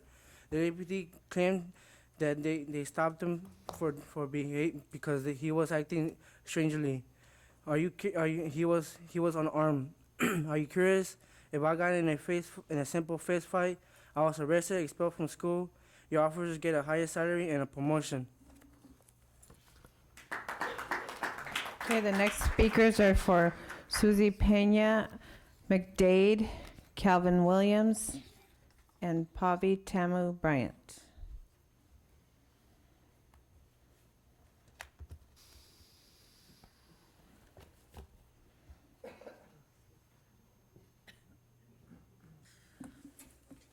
Good morning. I'm here representing Susie Pena. I was 3 months shy of my second birthday in 2005 when you took my life. I was killed by SWAT officers in a shootout with my father. He was mentally ill, yet no mental health professionals were there. No SMART team, no hostage negotiators. I was killed. Today in the LA Times, there was an article with the headline, "Police seek coward who killed baby and shot parents." What about the cowards who killed me? What about the cowards who robbed me from my first puppy love, a first kiss, algebra class? I'll never have those, and my parents will never see me live another day. This impunity has got to stop. Chief Beck, you talk about rebuilding trust, public confidence. There won't be public confidence as long as your officers continue killing us with impunity. As long as officers don't have consequences for killing, for taking our lives, there will be no public confidence in your LAPD. So what we want is we want officers who kill unarmed or armed, who kill civilians, to be fired and to be prosecuted. You can start with Charlton Wampler and Antonio Villegas, who killed Izell Ford.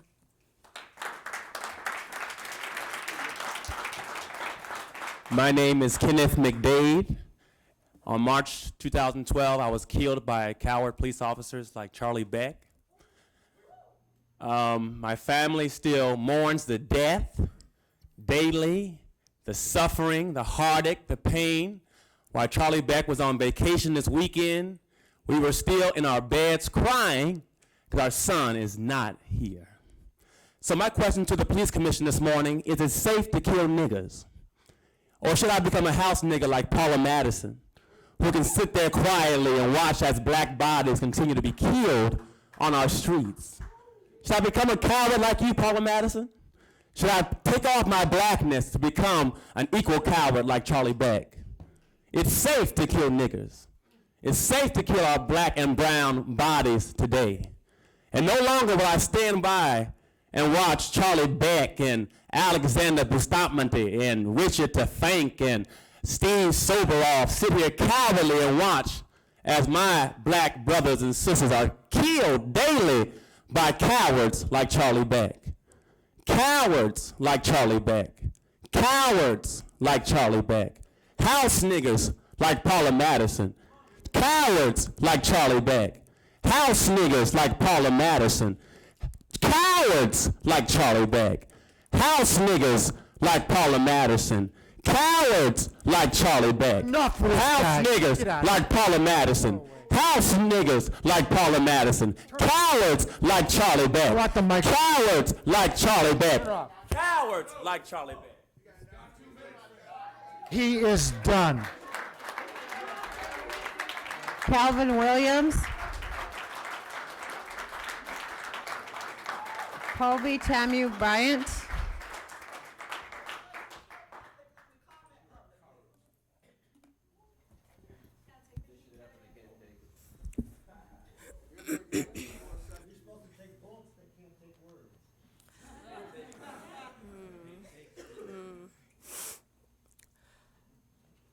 I'm here representing Black Lives Matter Los Angeles. We've been stationed outside since December 30th, waiting for a meeting with Charlie Beck.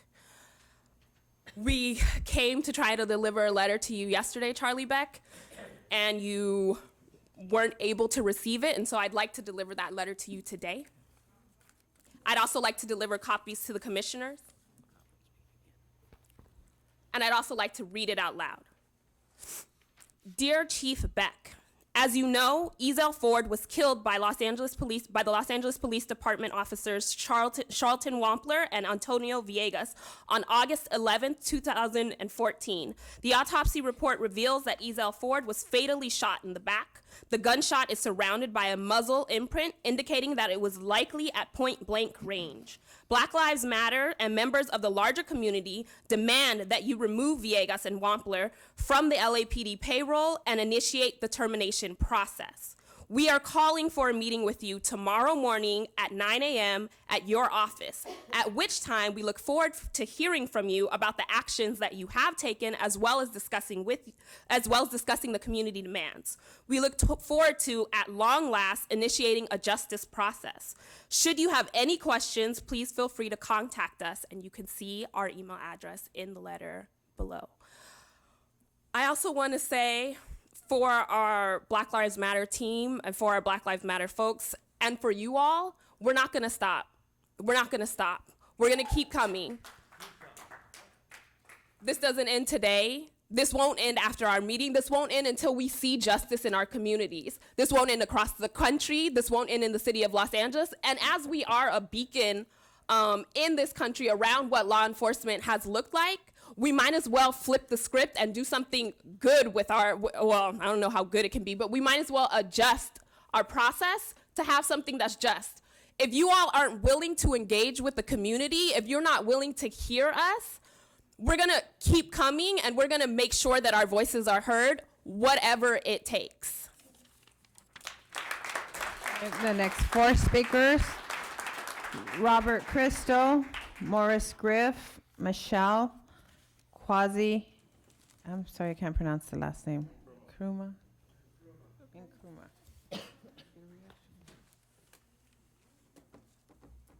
Hello, my name is Robert Christo. I'm with the Youth Justice Coalition in Los Angeles Brown Berets. I was sitting here, this is my first time in this room. I noticed to the side it says to protect and to serve. I don't understand that contradiction. You say that you're here to protect and serve this community, and yet every time I look in the headlines and I see you're killing this community.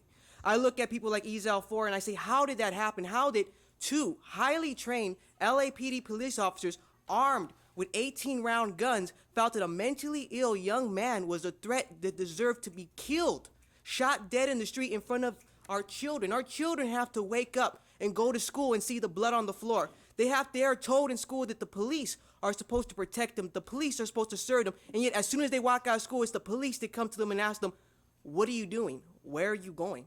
We don't deserve that relationship with the police. We have worked hard. We have marched in the streets. We have had the civil rights movement. We have had the Civil War. We don't deserve to be killed anymore, and yet it's still happening. And what really makes it appalling is that these killings are justified under the law. The law is condoning murder, and yet we have to take that. We have to live with that. And when we try by peaceful means, we go and we stand outside, we march outside, we sit outside, we sleep outside in the cold, you don't listen. And instead of not listening, you go even further and you kick us out. You push us out. We're trying to come. We're trying to go through the channels, and yet you close the channels to us. 2 mothers were arrested for trying to give a letter, a written document. Nothing violent, nothing disturbing, nothing at all, just a message to you. And yet, instead of listening, you chose to put cuffs on them. What does that say to us? What does that say to us about our place in this community? What does that say to us about our place in this country? Thank you.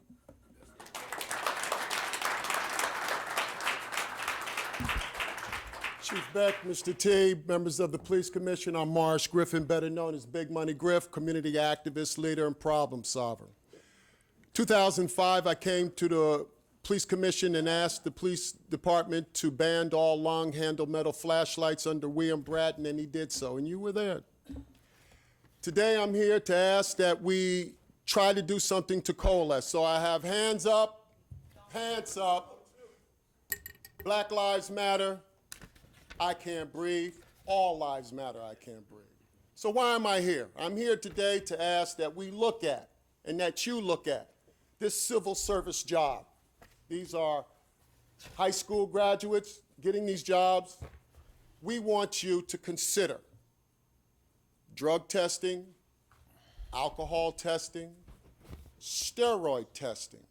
Drinking too much coffee and eating too much donuts causes you to be a nervous wreck. All we are saying is that we want to weed out those bad officers.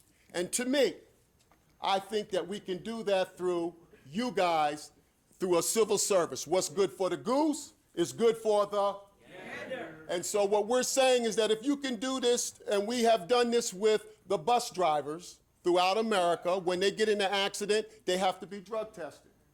We want them to be drug tested and alcohol tested, steroid tested, and psychologically tested. We want to know whether or not they're racist or not. And we don't want any metal next to their bodies when they're being psychologically tested. Not the psychological testing, well, how do you feel after you done shoot and killed us? This is a wonderful movement we got in these days now, Charlie. Because, you know, I go back to Daryl Gates. So this is wonderful seeing these young, this is a real movement, and I hope they keep it going. But at the same time, we have to figure out how we're going to strategize to get our people to realize that in spite of adversity, success can still be obtained. Thank you.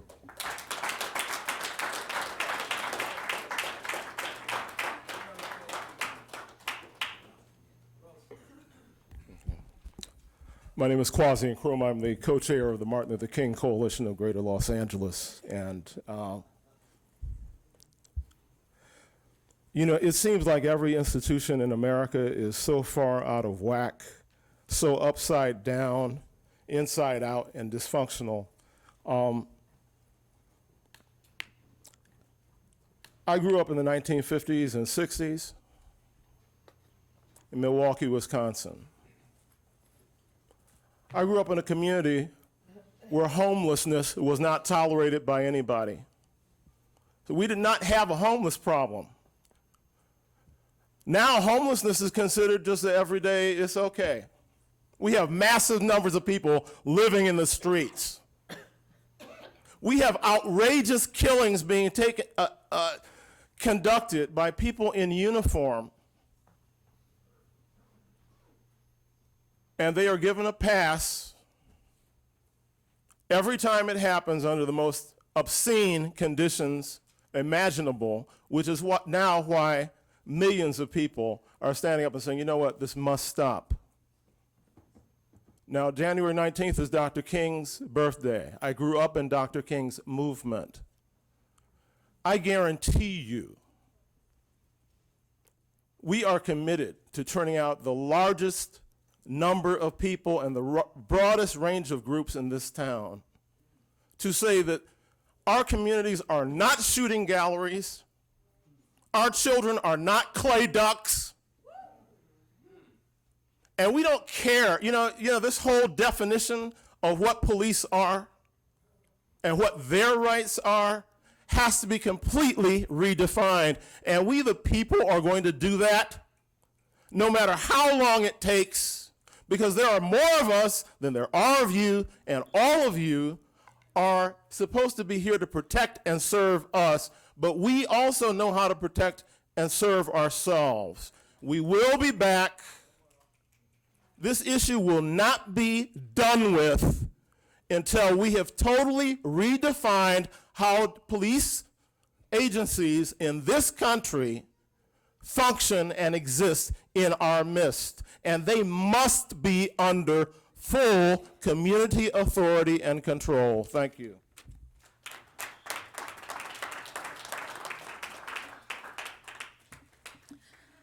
Hello, board. My name is Michelle Watson, and I'm from Youth Justice Coalition. And just frankly, I'm here for justice for Ezel Ford. I understand that the police chief and the commission relatively have no power over the discipline of officers. The LAPD Board of Rights does, and suspiciously, everything happens to be done in secret. And I just wanted to know why, because LAPD is not killing people in secret. You guys are killing people and leave them laid out on the street for the public to see. So why not have your officers laid out on the for the public, for all of us to see? The officers, Villegas and Wampler, they need to be off the streets. Charlie Beck, please. I know you probably know these officers. Take them off the streets, please. This is not the first time that they have had complaints against them. We all done research on you and the police that you're over. My problem is more so with the Police Bill of Rights, because that is a system that mobilizes to protect these guys, these cowards, or whatever you want to call them, these pigs or whatever, and backs them up when the family, the communities need backing up. The police, in my eyes, they're beginning to be at war with the community. The police, they want war with the community, and that is amplified by their 1033 program. What do you need military weapons for? What do you need military tanks for and explosives for in a community if you are not trying to be at war with these people? I'm just trying to say, I'm putting emphasis on this. Please get Villegas and Wampler out. Please, please, because we will take action, and like Malcolm X said, by any means necessary. Okay, the next four speakers: Tasha, Ken Pira, Isabel Galvez Lara, and Jose Carlos Perez Hernandez.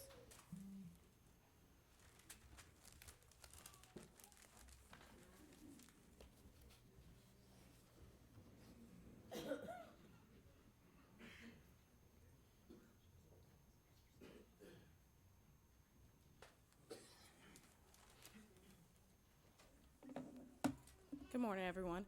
Hi, I'm Tasha Mack from Nashville, Tennessee. I'm here representing the Brown Justice Chasers. And Robert Kennedy stated, "But suppose God is black. What if we go to heaven and we, all our lives, have treated the Negro as inferior, and God is there, and we look up and he is not white? What then is our response?" So I say to you, if you die and God is black, what is your response? I promise you will never know what it feels to be black in America. Unfortunately, we live in a country that was built off the enslavement of our Africans and the genocide of the indigenous people. Wow. This is the same country where the system is not broken. It was built that way. And it definitely was not built for the purpose of black and brown lives. But yet this country preaches, united we stand, divided we fall. We live in a century where dreams and visions are taken away daily from our black kings and queens. The implied American dream is taken away from our black communities on a daily.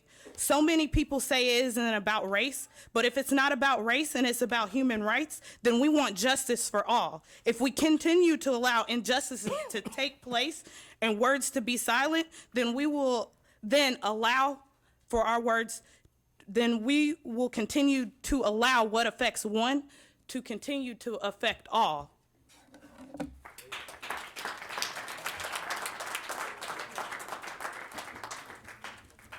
My name is Jose Carlos Perez Hernandez, and I was killed at the age of 36 on February 8, 2007, when police claimed that I pulled a gun out of my waistband.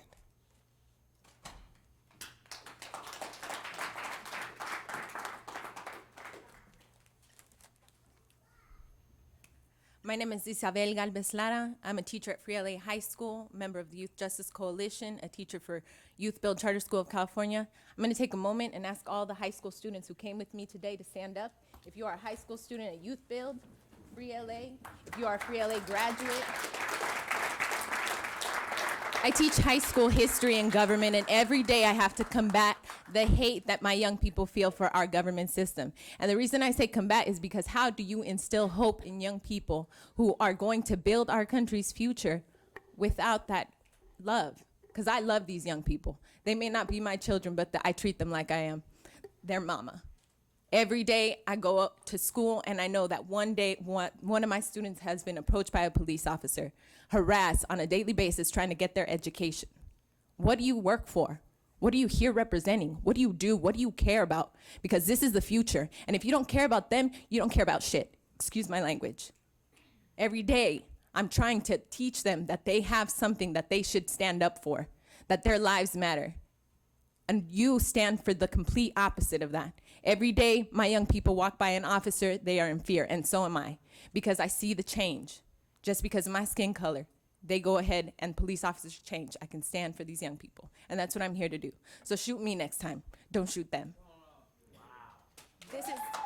This is Isis Campos. She's one of my young people, and every day I have to deal with the trauma that she carries because her brother, Armando Chavez, was shot by a police officer in front of her, shot in the face by one of your officers. Can I say something?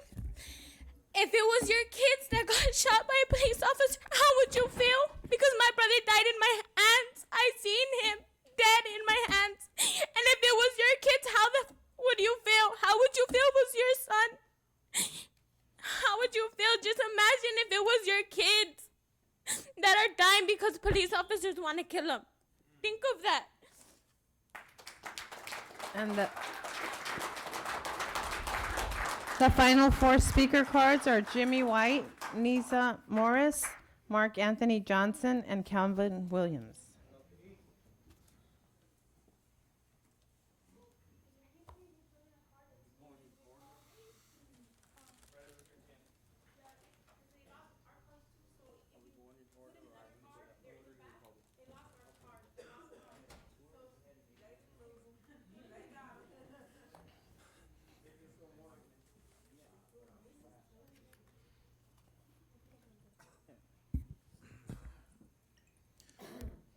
Hello, my name is Nisa Morris. I was a 47-year-old Philadelphia trans woman who accepted a courtesy ride from a police officer in 2002 and was later found with a fatal head wound. My murder was not solved. People are still investigating my murder. I am now going to read something that somebody wrote in solidarity with all Black Lives Mattering. Let's expand the argument towards what the police department do and perpetuate. They have historically waged genocide upon Black bodies since their inception. They are the very vehicle which institutionally facilitates the expansion of mass incarceration for Black, brown, and trans individuals, which exploits their constructed poverty, social conditions, and the very labor they are coerced and compelled to perform for corporate investments and its production while serving the prison industrial complex. They socially uphold and enforce laws through the monopoly of legitimate violence or threat of violence with hegemonic power and widespread complicity to said power. They, along with the entire state apparatus, sustain the criminalization of Blackness and its devaluation within the collective unconsciousness, libidinal economy, as an Afro-pessimist would put it, because our liberal civil society is shaped by the authorship of law and organized authority of imperialist, white supremacist, capitalist, ableist, cis-normative heteropatriarchy. That is interlocking systems of domination. They protect and serve property for only the property owning class. Consider the constitutional legacy of blacks as inherent subhuman constitutional property of the U.S., to name but a few existing systemic harms. What I see accountability as doing is engaging with the police while further legitimizing their very right to exist. Given the context of the history of the West Colonial Project built by way of genocide of already existing organized indigenous communities, imposed social relationships on the backs of enslaved people, the police do not have that right. Some of us who are organizing for liberation are Thank not you. looking to situate ourselves comfortably. Let me finish. Next. The next speaker, Jimmy White. Actively wanting, willing, wishing, agitating for the authorship of unquestionable authorship to be destroyed or to destroy itself.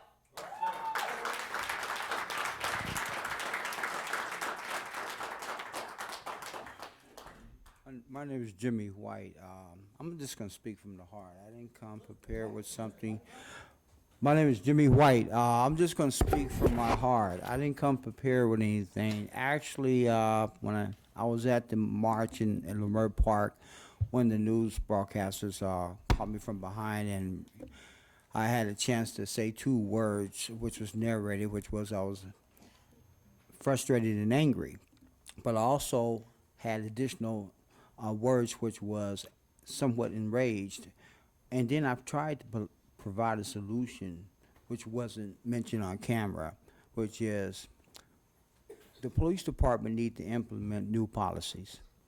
It should be illegal against the law for an officer to discharge his weapon if a person do not have any weapon at all or a knife at a distance.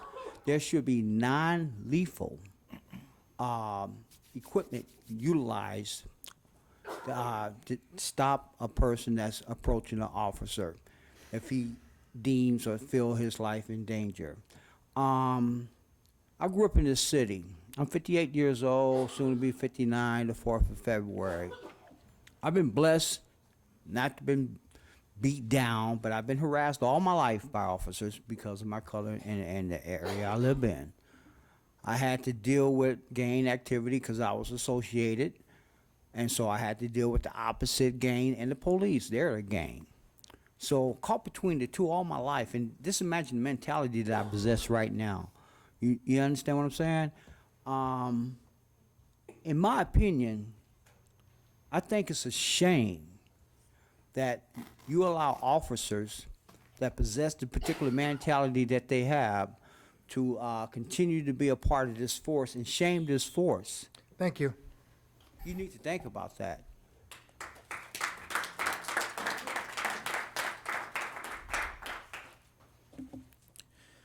My name is Ezel Ford, 25-year-old black male from Los Angeles.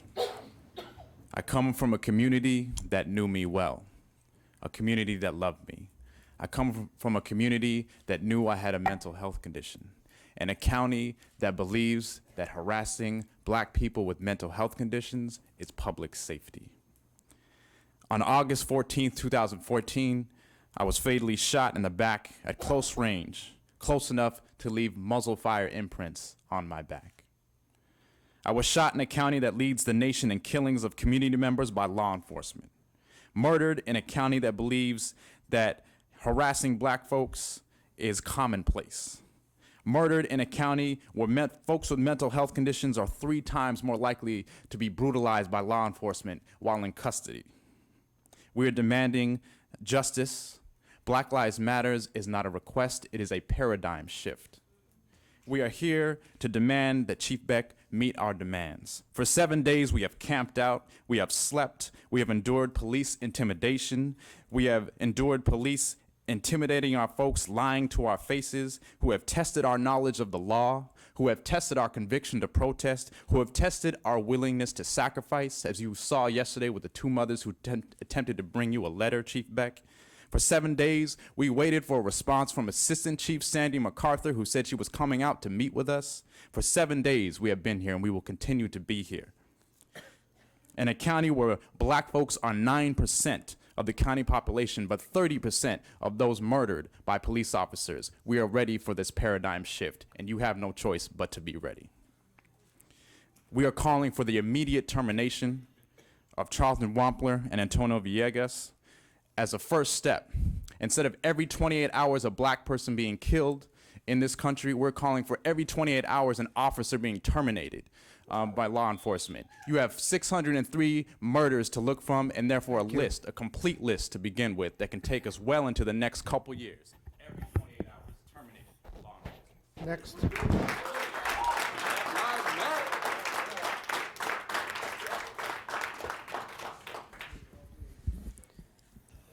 I was prepared today, I was prepared today to be Calvin Williams, but I can't be Calvin Williams because I don't feel that I am a strong enough person or a good enough person to be him. He was killed by the LAPD on November 9th, 2014, and I already know you know how he died. Chased down, a police dog let go to attack him, and then shot and killed. I'm more interested in the news that never gets into the papers, that you never release in your statements, which is how he lived. How he was so admired by people at the Youth Justice Coalition, his own young people, his nieces and nephews that were members there. How he was so beloved at his son's elementary school that he was nominated and voted Father of the Year, not 1 year, not 2 years, but 3 years in a row. How he consistently took money out of his own pocket and bought bicycles for all the kids in the neighborhood at holidays. How when he had even very little to eat himself, he was known as someone that would always buy a burger, even a $1 burger, for other people. That's why I can't really be Calvin Williams. We're here for some very specific demands today that you've already heard, but I want to ask people once again to stand, to show you who's here on these demands, and repeat them one last time. We demand that all charges are dropped against Melina Abdullah and Shay Dixon, thank you, who were arrested yesterday attempting to deliver a letter to you. Many of us in this room witnessed that arrest in front of their own children, their small children, sobbing at the time. We demand the firing of the 2 officers responsible for Ezell Ford's killing. We demand that you immediately ask the district attorney to investigate not only that shooting, but to appoint an independent special prosecutor for LA County. We demand that you immediately go to State Attorney General Kamala Harris and demand an independent prosecutor for the state of California. We demand that LA County stop saying that it's a leader in policing, but instead take responsibility for the fact that we lead the nation, not only in incarceration, but in the killing of people, including the killing of unarmed people. We want you to take seriously the families' rights that they demand after killings and during killings, that it's in your packet. Tanisha Denard gave you that packet. That must be what, Tanisha, the 50th, the 60th time we've been at the police commission delivering many of these same demands, and we have yet to get a meeting. Many people have said it, none of us are gonna leave this building, if it's on the sidewalk, if it's inside, if it's in your homes, if it's in front of your churches, until these meetings happen and these demands are met. We have 3 additional cards. Kay Hampton, Dino, and Brenda Williams.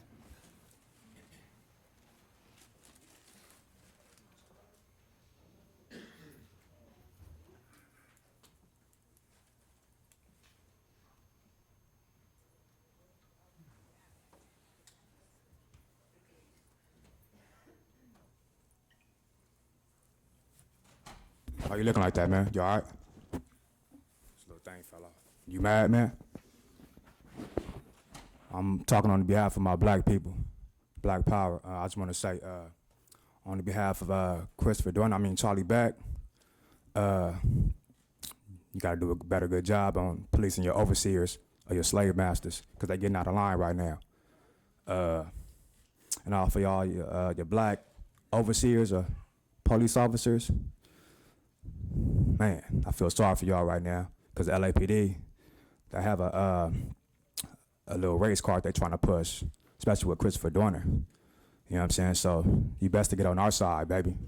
You hear me? Do you hear me? I'm talking to you, man. Oh, you don't hear me? All right, for sure. Anyways, yeah, black lives do matter. And y'all need to fix our racist ass system.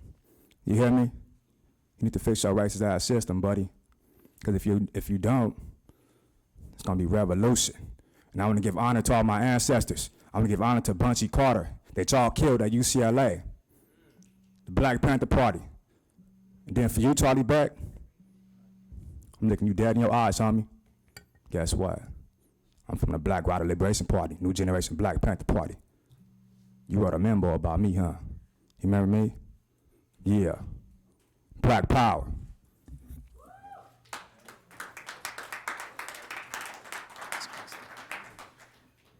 Good afternoon. My name is Brenda Williams. I am from Watts, South Central LA. I am 57 years old, Black woman and mother. I was deaf and was living with mental health issues. My daughter shared my disability and mental health condition when she called 911. Due to my hearing disability, I did not hear police commands.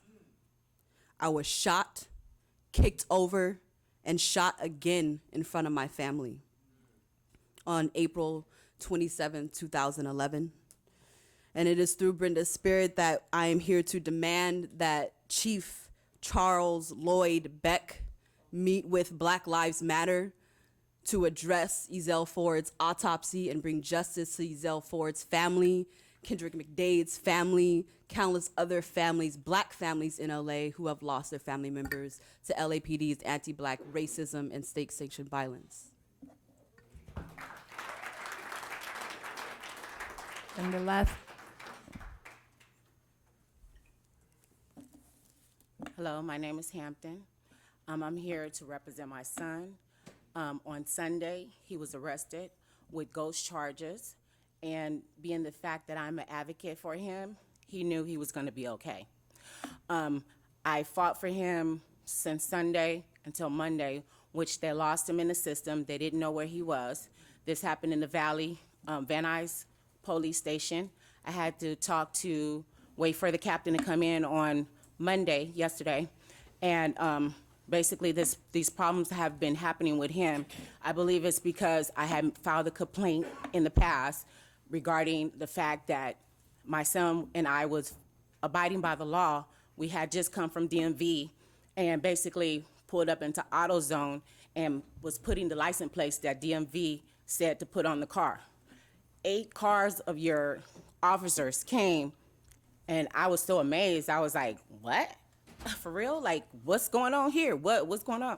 And they approached us. We properly gave them the documentation showing that DMV had just gave the registration, and the officer Power said, basically, your car is not stolen, but still continue to harass us for 2 hours in handcuffs in the hot sun. So this has been happening from the police ever since June.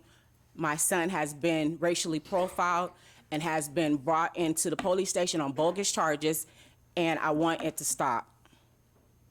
So I need you to help me stop this racial profiling and this harassment by LAPD against my son. And I want answers, and I want them in writing. So I need answers from you. Somebody will talk to you on your way out. Thank you. This concludes our public comment period. We will now go to item 10. Closed session. The Board of Police Commissioners will now recess into closed session to discuss items numbers 10A, 1, 2, and 3 in accordance with Government Code 54957.